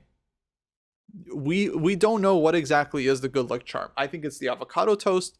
It could be this kid Tate. Maybe Tate was the good luck charm. Maybe he was the one that was bringing. Last 5 minutes it wasn't looking good. Then our team turned it around. I don't know what the good luck charm is. So folks, just be careful. Try not to adjust your clothing too much. Just everyone stay in your seats exactly as you are. Just don't change whatever you're doing. We need all the luck we can get. Keep the luck going for the Corns. Hashtag corn life. Hashtag shookem corns. Hashtag corn shook. Hashtag corn shook. Troll luck. Yeah, you never know. You never know. I don't know. Shook ones.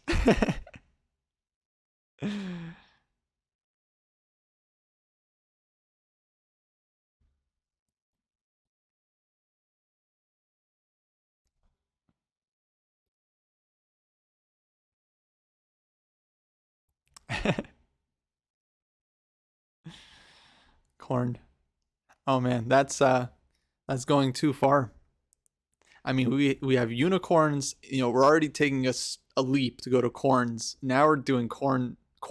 Not even corns. Corn. with a K. It's a lot, Charlie. It's a lot.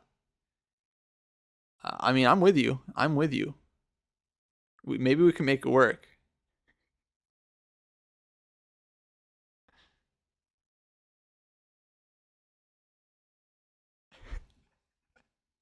Honk if you're cordy.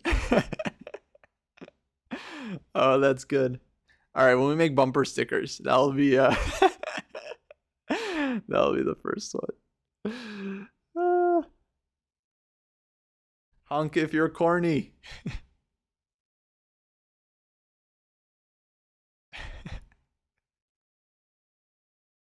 All right, we need some good luck avocado toast for the team.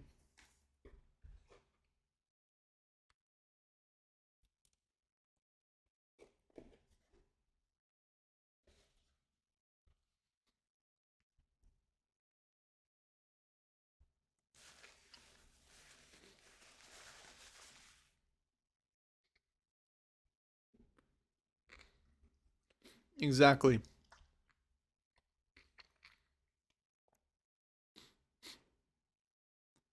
Yes, Giddy Pants. I don't know if you saw my cameo on James Canty's channel, but we went over this.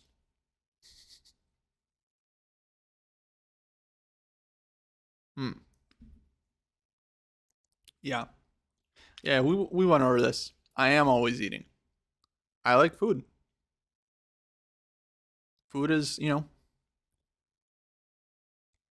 is what it's all about. Some people eat to live. I live to eat. I will always eat. I will always live to eat. Echo00, thanks for the Prime sub. Folks, I'll remind you, you can support the team in a number of ways. First, by donating, which goes directly to the players, or by buying merch. I don't know if you guys might have missed it. We do have some merch available.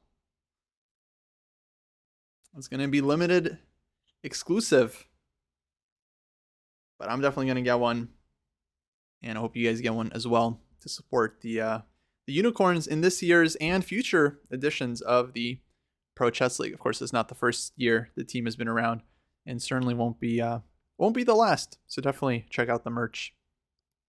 Okay. Let's go back here. Let's go to the multi-board. Who's the MVP so far? Well, Daro has 2.5 points. He's been an absolute legend so far. No, I mean, yeah, so far he's definitely getting the game ball player of the match. He drew Daneshwar. That's already huge. That kid's on 2.5 out of 3. And then he beat their top board, Bogdan, and he defeated Shuvalova as well, who's no pushover, guys. Polina Shuvalova is very strong. It's just, yeah, these guys are good.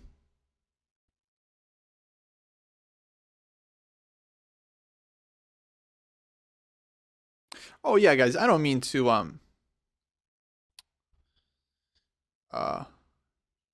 make anyone feel bad about not being thin or whatever. The truth is, I have my own issues. I actually lost a lot of weight like 1 or 2 years ago, mainly because I couldn't eat. It was a big problem. I had like digestive issues, a whole thing. I lost a lot of weight. It was terrible. So I would not recommend it. There's always pros and cons to everything. Now I'm doing a little bit better. But yeah, I do have to be very very careful with what I can eat. It's basically avocado, toast, not bread, got to be toast. Arugula, arugula is good. Veggies, cucumbers. Some fruit. I had to give up a lot of fruit, which is kind of sad. But yeah, most fruit doesn't sit well with me anymore. It's too acidic. It's too sweet. Bananas are okay. Bananas are the only moral fruit because they're not what are they? They don't have what are they? They don't have glucose. They don't have something. They don't have something that like every other fruit has. But yeah, they're the healthiest fruit, I believe. Anyway, round 4 is underway. Exactly, Eric. Exactly. I don't know how exactly to describe it, but yeah.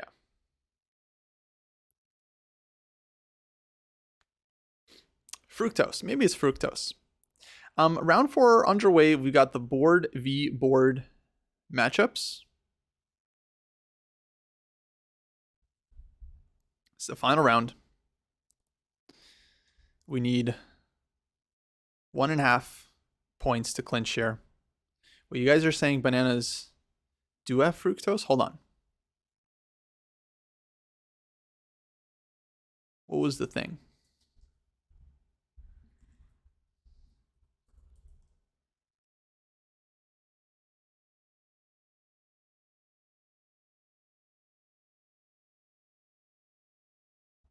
Well, they do have fructose.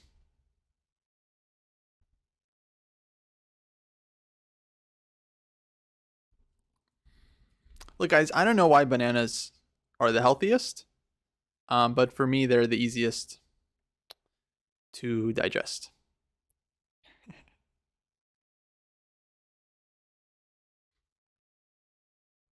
But yeah, most other fruits, they're just like too strong. They're great, but they're very strong, very strong. So I gotta like blend them, or I still drink smoothie. I actually got a smoothie right here. This is my other food group.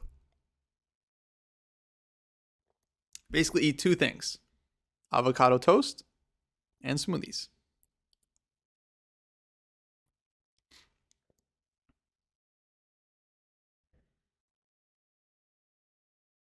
Okay, Georg's game underway.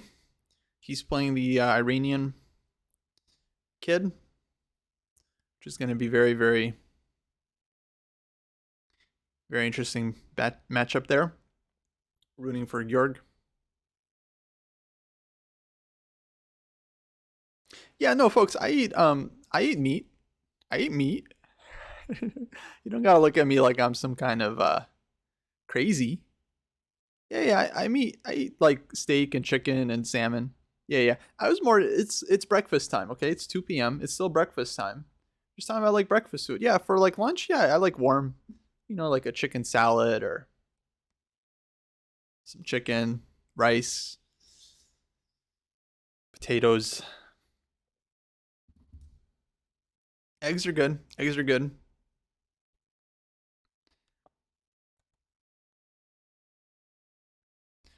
Steak also good. Although lately with steak, I don't know if you guys have had this, but lately with steak, I've had a hard time like fully chewing it. I don't know if like my teeth are getting weaker, but I used to be able to just like tear through it, and now it's just like I never can get all the way. Can never break it down all the way. All right, folks, we are actually getting invited back on the show. So we're going to join the chess.com stream here in just a sec. So give me a bit here just to make sure all my my settings are good. And yeah, let's catch up on the game so we can pretend like we haven't been talking about avocado toast for the last half hour instead of following the match. But yeah, let's join in.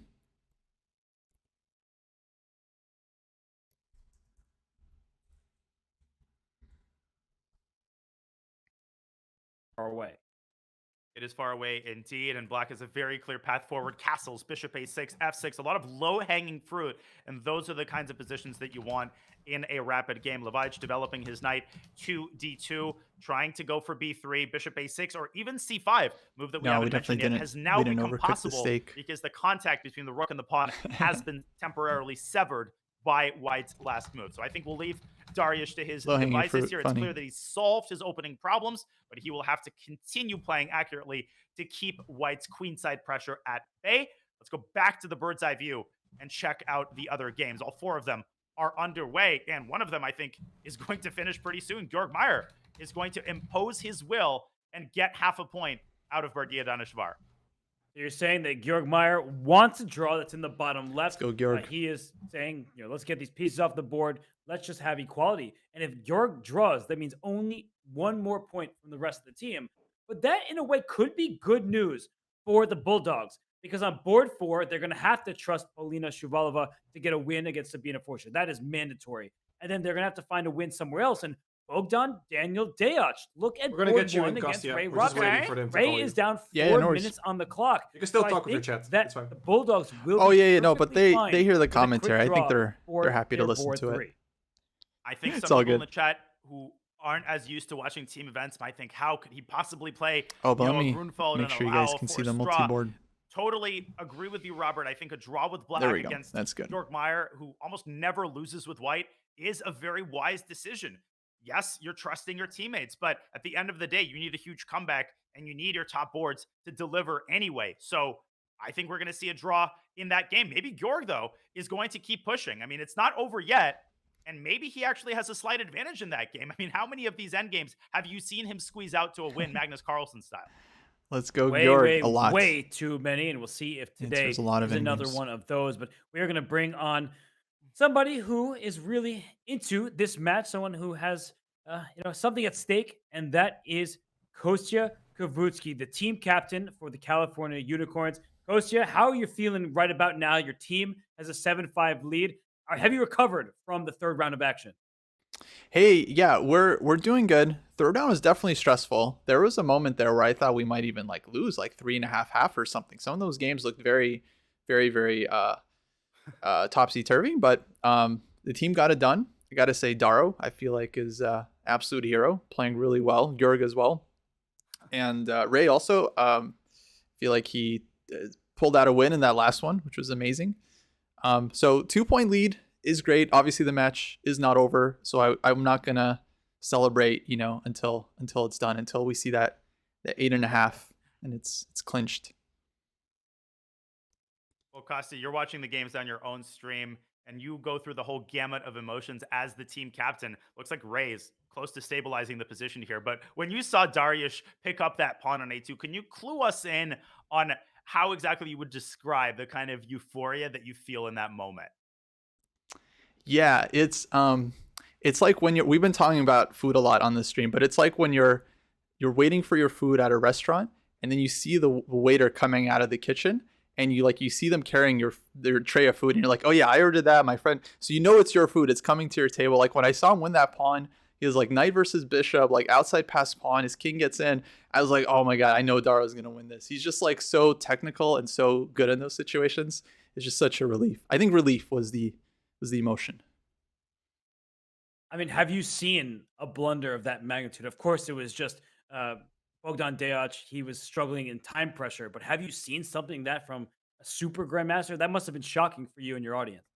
Actually, I missed the exact moment leading up to it. I switched to the game right as he was picking up the pawn, so I didn't realize that Bogdan actually had blundered. I know he was doing fine earlier, and Daro was way down on time. But yeah, these blunders, oh, they're brutal. I mean, sometimes like the match just comes down to like a move or a mouse slip or like a 2-second thing. It's it hurts. It really stings when it doesn't go your way, unfortunately. But that one was quite lucky for us. And it was a huge win. Right now, we're watching Ray Robson in an opposite colored bishop middle game. We were discussing just before we brought you in, Kostya, what we think is a wise strategy. Georg Meyer playing a very solid opening, and he's on the cusp of securing the first half point. You need only a 1.5 points. Do you approve of that strategy? And do you feel like Ray is out of the woods here, despite being down on the clock? Yeah, I think. Well, no, actually, Ray's position to me, it seems like he could definitely be put under some pressure, especially given the match situation. I don't think Diak is going to give him an easy draw here. If he can press, I think he'll try to press. But yeah, Georg, I definitely approve of his approach, just playing super solid. I think it also makes sense because he's playing a very, very strong junior player, and the trope, the stereotype is to always take the kids into the end game. So I feel like there might be a little bit of that on Georg's mind as well. But this position looks so dry in Georg's position that I feel like it's very likely just going to lead to a draw. That's okay. I mean, we're up by 2 points. We just need 1.5. So you got to have faith that the rest of the team is going to be able to clinch it out. Yeah, I feel that, Kostya. And this one is looking, like the worst is kind of behind Ray. If he can play the move D5 and follow with C6, it would appear that he can finally get his rook into the action. But white should stand better with the rook coming to the only open file that's rook e1 in the near future. But if we zoom out of this game for a second, I just want to get your opinion. You are the captain, one of the captains for the California Unicorns. All 4 games are still in session. We've talked about Georg Meyer in the bottom left. That one looks like a surefire draw, so no worries there. But when you see the other 3 boards, are you looking at it like, okay, we just need one other point, we're going to get it, or are you still nervous looking across them? I mean, yeah, I'm always with these like league matches, and whenever you're watching as like, a coach or like captain, like, you have no control over the moves being made. You have no idea like what's going to happen, so you feel a little powerless either way. But it's fun to root for the team, and I do really believe in these guys, and Sabina as well. I feel like they've been very, very clutch so far, and yeah, I think they'll be able to pull it out. Obviously, anything could still happen, so it's like, yeah, in my mind, by no means have we already won. So it's just going to be a tight finish, but I'm hoping like if everything goes according to plan, then hopefully we do take the first one home. Speaking of things going according to plan, we want to let you ride out the match on your stream. But before we do that, if we could go to Dariush's game really quickly, it seems to me, at least intuitively, and the eval bar disagrees with me, it felt when I looked at this position that Dariush has a pretty significant initiative in the bishop pair, but perhaps the monster placement of White's knight on the central outpost outweighs Dariush's current initiative. Kostya, what do you feel about this game? Could this be, at the very least, another half point in the bag for the Unicorns? Yeah, it seems very reasonable for Daro here. I know his opponent hasn't done like that well in this match so far. So I'm hoping, yeah, Daro can at least get half point. That might be our winning path here, just a half point on the top 3 boards. I feel like one of them might even be able to somehow win, but okay, 1.5 is all we need, so that's definitely a good result to root for. And Sabina, actually, I don't think her position is that bad right now. It seems absolutely fine, but of course, Polina is just an incredibly strong blitz player. So, yeah, that one will definitely be very tough. Yeah, no, every single game, it feels like goes down to the wire in this match. And well, Kostya, we'll let you handle it with your stream. I hope it's an enjoyable finish. I hope you can smile at the end of the day, which means that the results go your team's way. But thanks so much for stopping by with us, Kostya. And of course, we'll send people to the Chess Dojo channel. They should give you the support. Your educational streams are awesome. Thank you, guys. Always a pleasure. Thanks, Kostya. And Kostya is the All right, thank you so much, Kostya. Good luck with your stream. Genuinely, the Thanks, man. kindest person ever. You really I heard that. They said I was kind. That is nice. I do appreciate being the wholesome guy. But I do want to win, folks. All right? Just because we're wholesome doesn't mean we don't also want the W. Okay? W stands for wholesome. So let's pick up the full point here. We're almost there. Georg, he's putting a little pressure. I wouldn't be shocked if he actually ends up somehow getting something in this endgame. Thanks for following, folks. If you just joined from the chess.com broadcast, welcome. This is Chess Dojo. We are rooting for the Unicorns here. It's been our team. I think we were rooting for them a couple of years ago as well, but it wasn't as official as it is this year. But yeah, welcome to the channel. We've got the lead, but it's all, it's never smooth at the end. So it's never smooth. But let's go, Corns. See some emotes in the chat. Appreciate it, folks. And yeah. Oh, Daro, he's gone into an endgame where, I don't know. Intuitively, I actually would slightly prefer white in this endgame on board 2 here, just because he has the blockade. But regardless of which side I'd be on, I'm sure both of these players would outplay me. I'm just saying, you like white, but his move bishop d3 actually is very, very unpleasant for white's position here. Yeah, thank you for following, folks. Thank you for following. Welcome. Those guys are very, very nice. Too nice. And I don't think I'm actually the nicest guy in chess. I think it goes to Eric Rosen, maybe John Bartholomew. They're very nice. I'm nice until, you start attacking things that I care about, like avocados. Wesley So, he might be, because, you get bonus points the higher rated you are. Okay, me, Eric, and John roll IM, so kind of even on that front. Wesley So, though, David Navarra, yeah, these guys, the higher rated you are, the more points you get for being nice. I think that's how it works. You guys can disagree, but that's fine. But yeah, Wesley So, maybe pound for pound, the nicest, highest rated chess player in the world. And he incredibly nice guy. I can't say enough nice things about him. I met him a few times, and he always like says hello to me and like asks me about stuff. So yeah, very, very he's very courteous.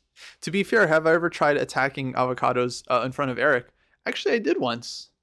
And yeah, it was weird. He just started like seething, like foaming at the mouth. Like it was, yeah, actually it was very concerning, but we quickly changed topics, and it was all good. It was all good.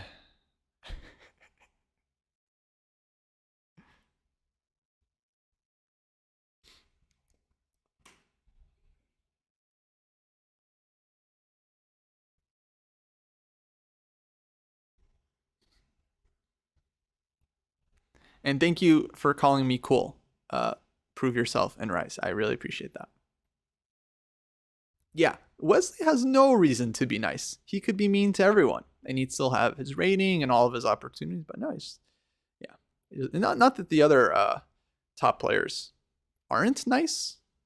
They're just less nice than Wesley. That's all. Has David worked with the California Unicorns before? Yeah, this has been David's team for many years. This has been this used to be the San Francisco Mechanics that David was managing, and then it was the California Unicorns for a couple years as well. Okay, let's go to one of these boards. Looks like Daro has a rook endgame.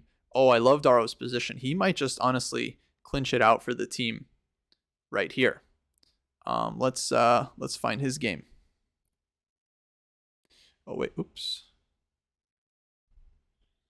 Let's go here. Oh, board one is a draw, by the way. Bogdan Daniel Diak has drawn with Ray Robson. Looks like Jorg is going to be holding as well. So that kind of, yeah, I mean, that means if Daro can just make a draw here, we're basically clinching the match. No matter what happens on Sabina's board. And honestly, anything can still happen on Sabina's board. She might end up picking up. You never know. Like, Paulina, she knows she has to play for a win and might take some risk. So dangerous things happen. Okay, now they've got this rook endgame. Black has picked up, is about to pick up a pawn, but instead he goes rook b4. That's fascinating. What a move. He didn't take on g4. He could have taken on g4, but he didn't. Instead, he goes rook b4. Oh, and check this guy. Guys, check this out. Jorg is winning. Look at this. I mean, I just caught the eval bar because I see the stream on the chess.com stream. Apparently, he's winning this position. See, guys, I told you. Jorg not just playing for a draw. He's taking these kids into the endgame, and then he's looking to squeeze it out. See? Sometimes the human understands things a little bit better than the engine. Eval bar earlier when I was on the chess.com show was saying like, oh, it's dead equal. And they're like, oh, he's just trying to make a draw. Now he's winning. Oh, how? Oh, how? Well, I think somehow the king gets in. Not right away because there's e5 check. But I think somehow he might be able to get his king in. It's not easy yet. I just saw that the eval bar said that white was winning. And I just wanted to say that was not surprising to me. Who knows? what a beast Georg is and how hard he works in these positions.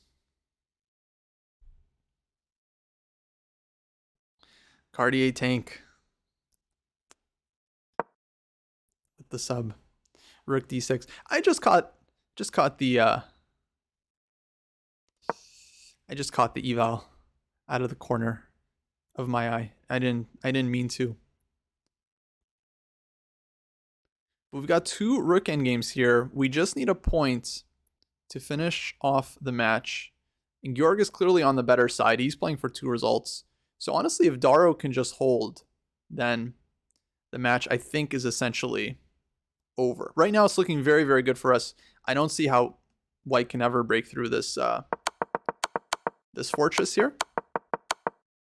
So this is very, very clean by Daro to... Oh, and he's spending his time. I wonder if he's thinking whether he can take a draw here. But yeah, draw is absolutely okay. I'm not sure if the players are able to see the other games, but they do agree to a draw on this board, which means we just need a half a point more to clinch the match for the Unicorns. And here's Georg. I mean, he's close to just winning this one. He's starting rook a7 check, followed by rook h7. He wants the king to get in. Oh, rook a3. And now he's coming in. So I think he's actually going to straight up win this game. Which means that the Unicorns are about to pull it out. The first win over the Croatia Bulldogs.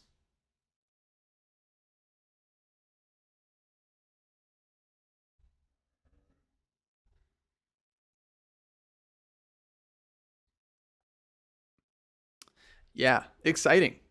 Yeah, that's what this kid gets for being super talented and young and, you know, probably going to surpass all of us by a lot in terms of achievements. That's what he gets. Before that happens, you need to suffer through some rook endgames. Oh, this is beautiful. Georg's going to take this e-pawn. Oh, he gives a check first. Oh. Ooh, man. That is a true sign of class. Now he takes. Black's king's a little bit worse. He's going to win all 3 of these pawns. Black's h-pawn is not going anywhere. And as long as nothing catastrophic happens, Georg is going to win this game for the Unicorns. Let's quickly check in with Sabina.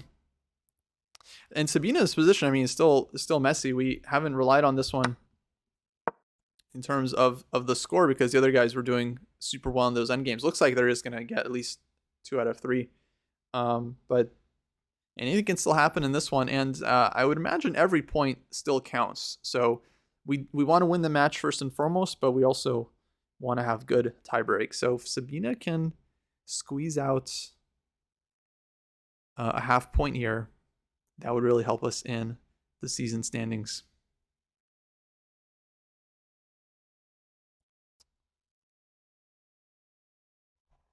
What's my take on the Ramirez controversy? Well, I mean, it's obviously very, very fresh still and kind of disturbing what all the allegations are, but not really a whole lot anyone can say about it at this point.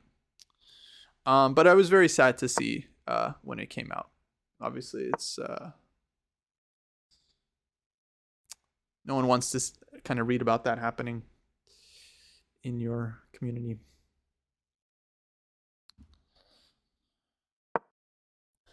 It's okay, Sabina down to 20 seconds here. Problem for White is that, yeah, the queen side is very, very weak. Black is up 2 pawns already. Just kind of a lot. So not great chances here for Sabina, but let's go back. Georg here is thinking, but he's taking this one, and now he's just spending all of his time making sure that he wins this one cleanly. I think he knows that a draw is enough, but if you can just win as well, then that's even better. So he's going to use the king to round up this pawn. And yeah, it's really hard for Black because the rook is stuck defending the pawn. The king is stuck doing nothing. So basically Black just has no counterplay here and is eventually just going to have to give up the H pawn. So now goes rook c8. That's interesting. I wonder if he wants to bring his rook over to e8 and then to e5. I'm not sure. Okay, it goes this way. So just going after the h pawn. Black hits the e pawn. He wants to defend that one. Now black goes back, rook h1. Now, yeah, white can't really take this pawn, I think, without allowing a ton of counterplay. So there goes the f pawn. And black's king here is not in time. King c6, f6, king d6, f7. So black gives this check. King f3 now. I think it's all over. Now white can just take on h3 and yeah, it's just 2 pawns. King f4, the king comes in, rook h6 next. Daneshvar resigns, and folks, that is the match. 9 points for the Unicorns. Let's go. Shook 'em Corns. Let's go. Let's go. I'm going to play it again. We won the match. Woo. California Unicorns on the board, winning the first week of the Pro Chess League. Fantastic stuff. Looks like Sabina did end up losing her game, but that's okay. She scored a very crucial half point actually against their board 2, I think it was. She gave us a big lead going into the final round. Huge job by the team all around. Fantastic stuff. We did it, folks. We did it. Mission accomplished. Mission accomplished. Great stuff. Let's see the final scores here. Let me refresh the standings one last time. But yeah, we got Daro and Georg both on 3 out of 4. Ray Robson 2.5. Probably he wanted to score a little more, but 2.5 is definitely enough. Sabina, the very crucial half point. I mean, she had such a tough day, like playing way up, but in every game. But she also had chances in every game. So I think she absolutely pulled her weight today. And yeah, just great job by the team overall. We win at 9-7 against, honestly, very decent Croatia team. Very, very tough team that we went up against. But I'm proud of the Corns. Shook 'em Corns.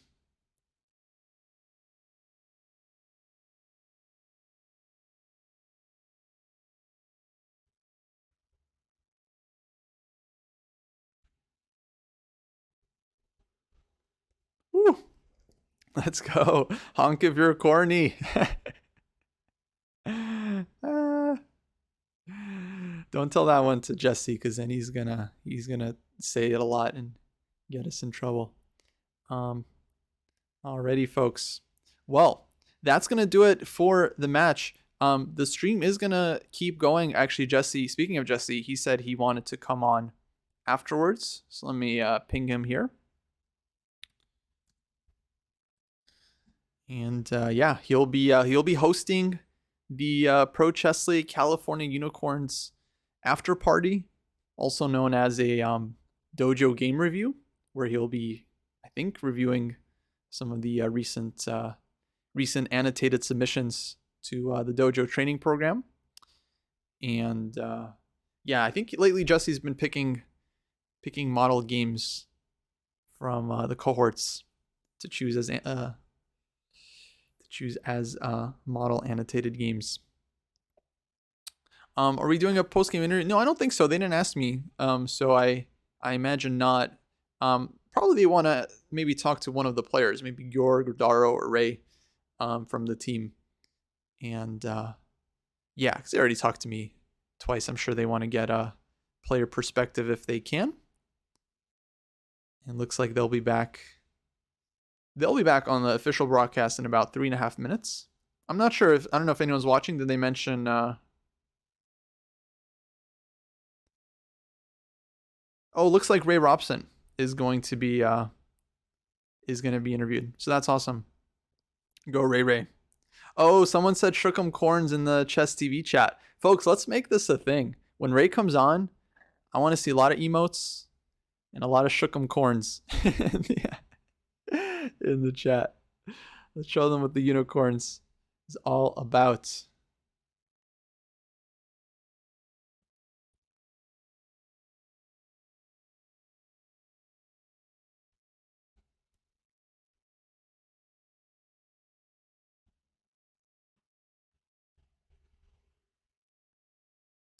Okay, looks like Jesse will be on in a little bit.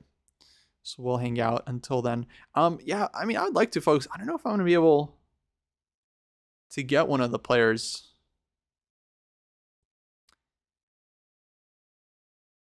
But I think Ray is going to be on the official broadcast. Maybe we can just listen to the official broadcast while Ray's getting interviewed.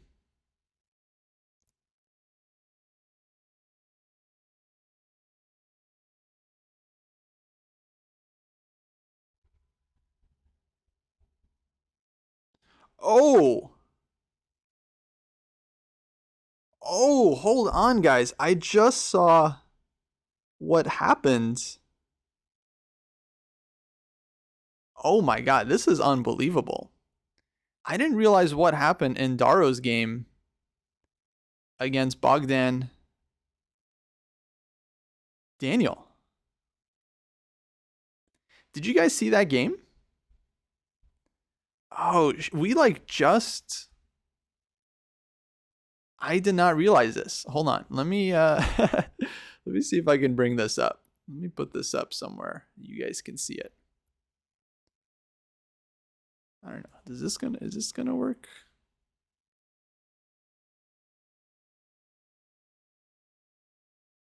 No, it's not. Hold on one sec, folks. I missed this moment completely, and then they asked me about it on stream. I was like, I don't know what you guys are talking about. He's like, good. That's a good job, Daro. I didn't realize how lucky he got. Hold on, folks. Look at this. Look at this clip. Look at this clip. This is insane what happened. I didn't even realize. Holy moly.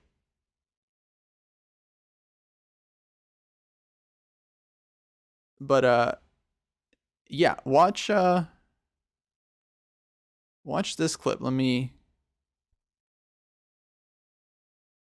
load it up for you guys here. One moment. Yeah, we were too focused on talking about breakfast food. No, we were watching the games. We just weren't watching Daro's game at that moment. Look at this clip, guys. I didn't realize this is what happened. We saw it like right after this. And he's going to either win the bishop on e4 or promote a queen. It's over. And that's a huge win for the Bulldogs. I mean, you could take two minor pieces. Oh! What? What was that? Oh my gosh.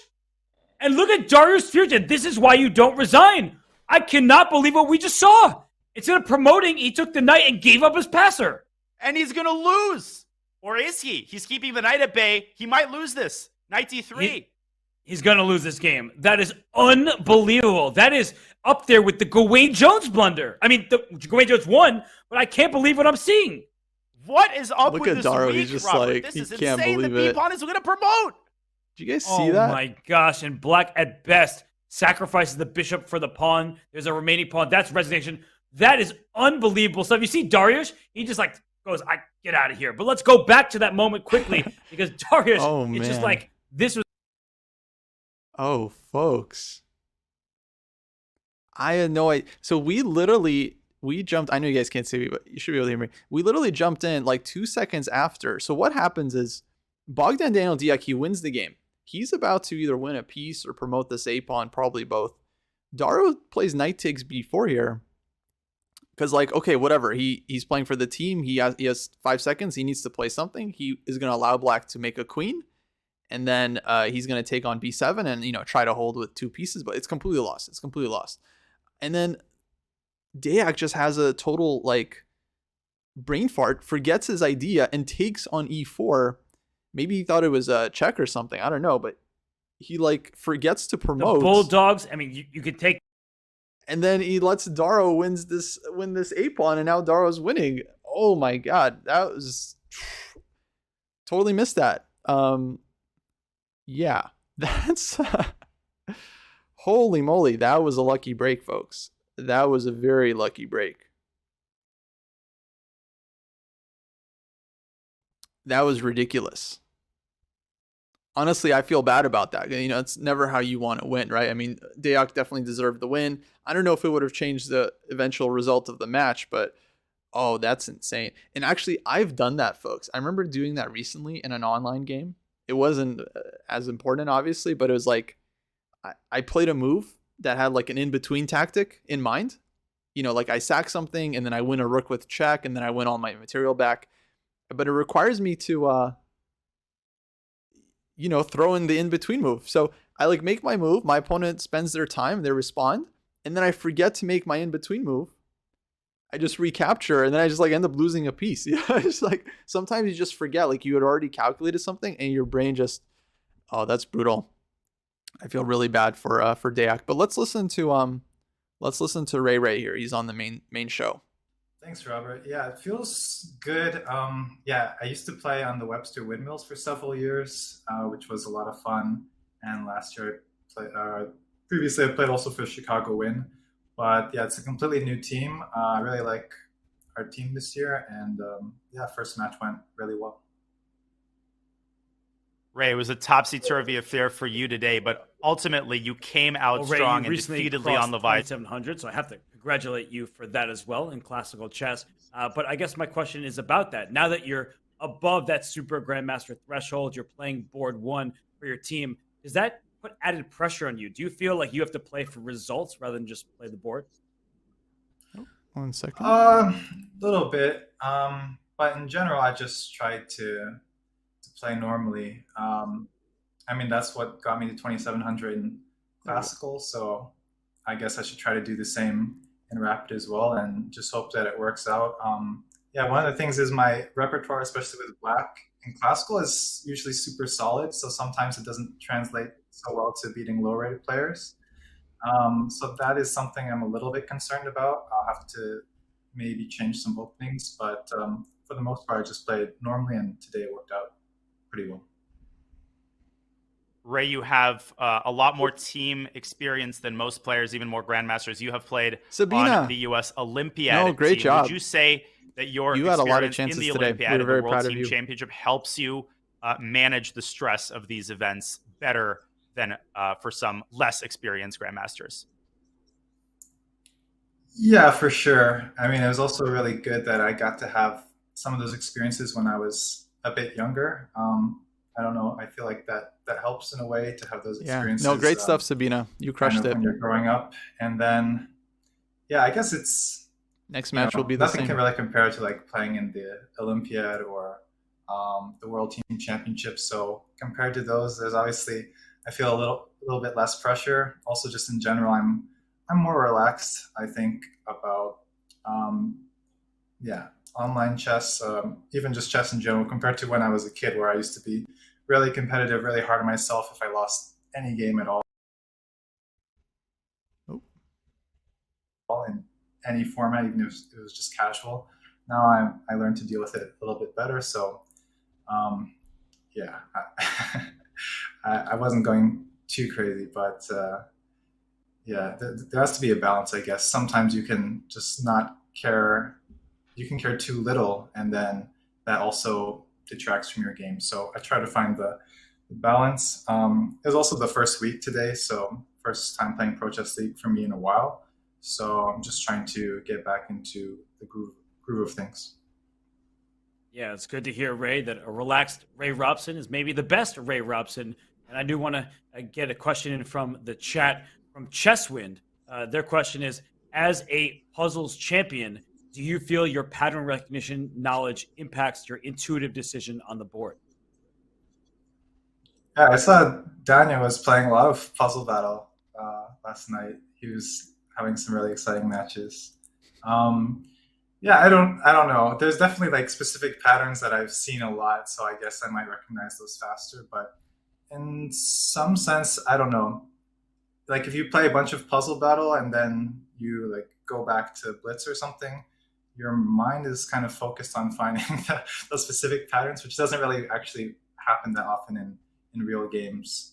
So yeah, there's a couple patterns I probably recognize quicker than I used to these days, but in general, I don't think it makes a huge difference. Ray's so humble. Well, you guys should understand. I knew the He's an Puzzle absolute Battle King was watching, maniac. so I felt that I had to perform. Ray, final question from me. Several people in the chat were pointing out that you hit 2,700, I think, for the first time after the U.S. Championship. What does it mean for you to hit that milestone? Is it particularly good question. meaningful to hit Super Grandmaster status? And do you sort of feel appreciably different having hit this huge rating? It definitely was a big goal of mine. Other big goal was to someday win the US Championship, which is obviously keeps getting stronger. So that's going to be even much more difficult, I guess.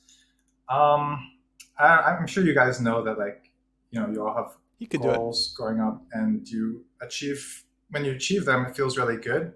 But then it's kind of like, what happens next? Okay, I achieved this thing, but, like, you know, it didn't change that much in my actual life. So it feels nice. But for me, I just focus on trying to keep going up. That's the thing. It's kind of a no man's land where I'm in right now, where I have to gain like still another 30, 35 points probably to get invited to the next like upper class of tournaments, which I don't get invited to. So that's really, really difficult still at this level. So I guess that's my other main focus for now, is just try to improve, see if I can get close to reaching that level and get some invites to elite tournaments. I mean, it's going to be really, really hard, but that's my goal. And yeah, still enjoying 2,700. I haven't played since the US Championship, so you know, I'm just sitting on my rating, but I'll be playing again soon. Yeah, I mean, Ray, interestingly, I feel like a lot of people see your name, you thrive, and then you kind of go into hibernation for a while. So you haven't played since the U.S. Championship. One, is that something you enjoy doing, just playing chess kind of less frequently? And two, what is your next over-the-board tournament? Where can we find you playing? Yeah, I do definitely play less than most people. I don't know. I guess maybe it started like when I started at college, because there basically play 1 or 2 events for the college team, and then maybe a couple events in the summer. But really, I was only playing like 5 tournaments per year. And even since I finished, I haven't really been finished college. I haven't been playing that much more. I guess I do like choosing my tournaments very selectively.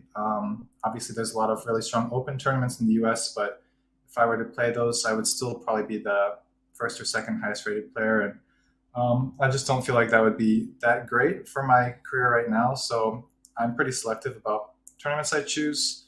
And yeah, my next tournament is going to be an American Cup, where it's a double elimination tournament with 8 players, the top 8 players basically from the US. So it depends on whose rating is going to be higher. I think I'm either going to play Fabiano or Wesley, depending on how Wesley's rating changes in this tournament that he's playing right now. Got it. Well, Ray, we look forward to watching you at the American Cup and cementing your Super Grandmaster status. Definitely the MVP of today's match. Congratulations on a first round victory, and get some rest. Good job today, Ray.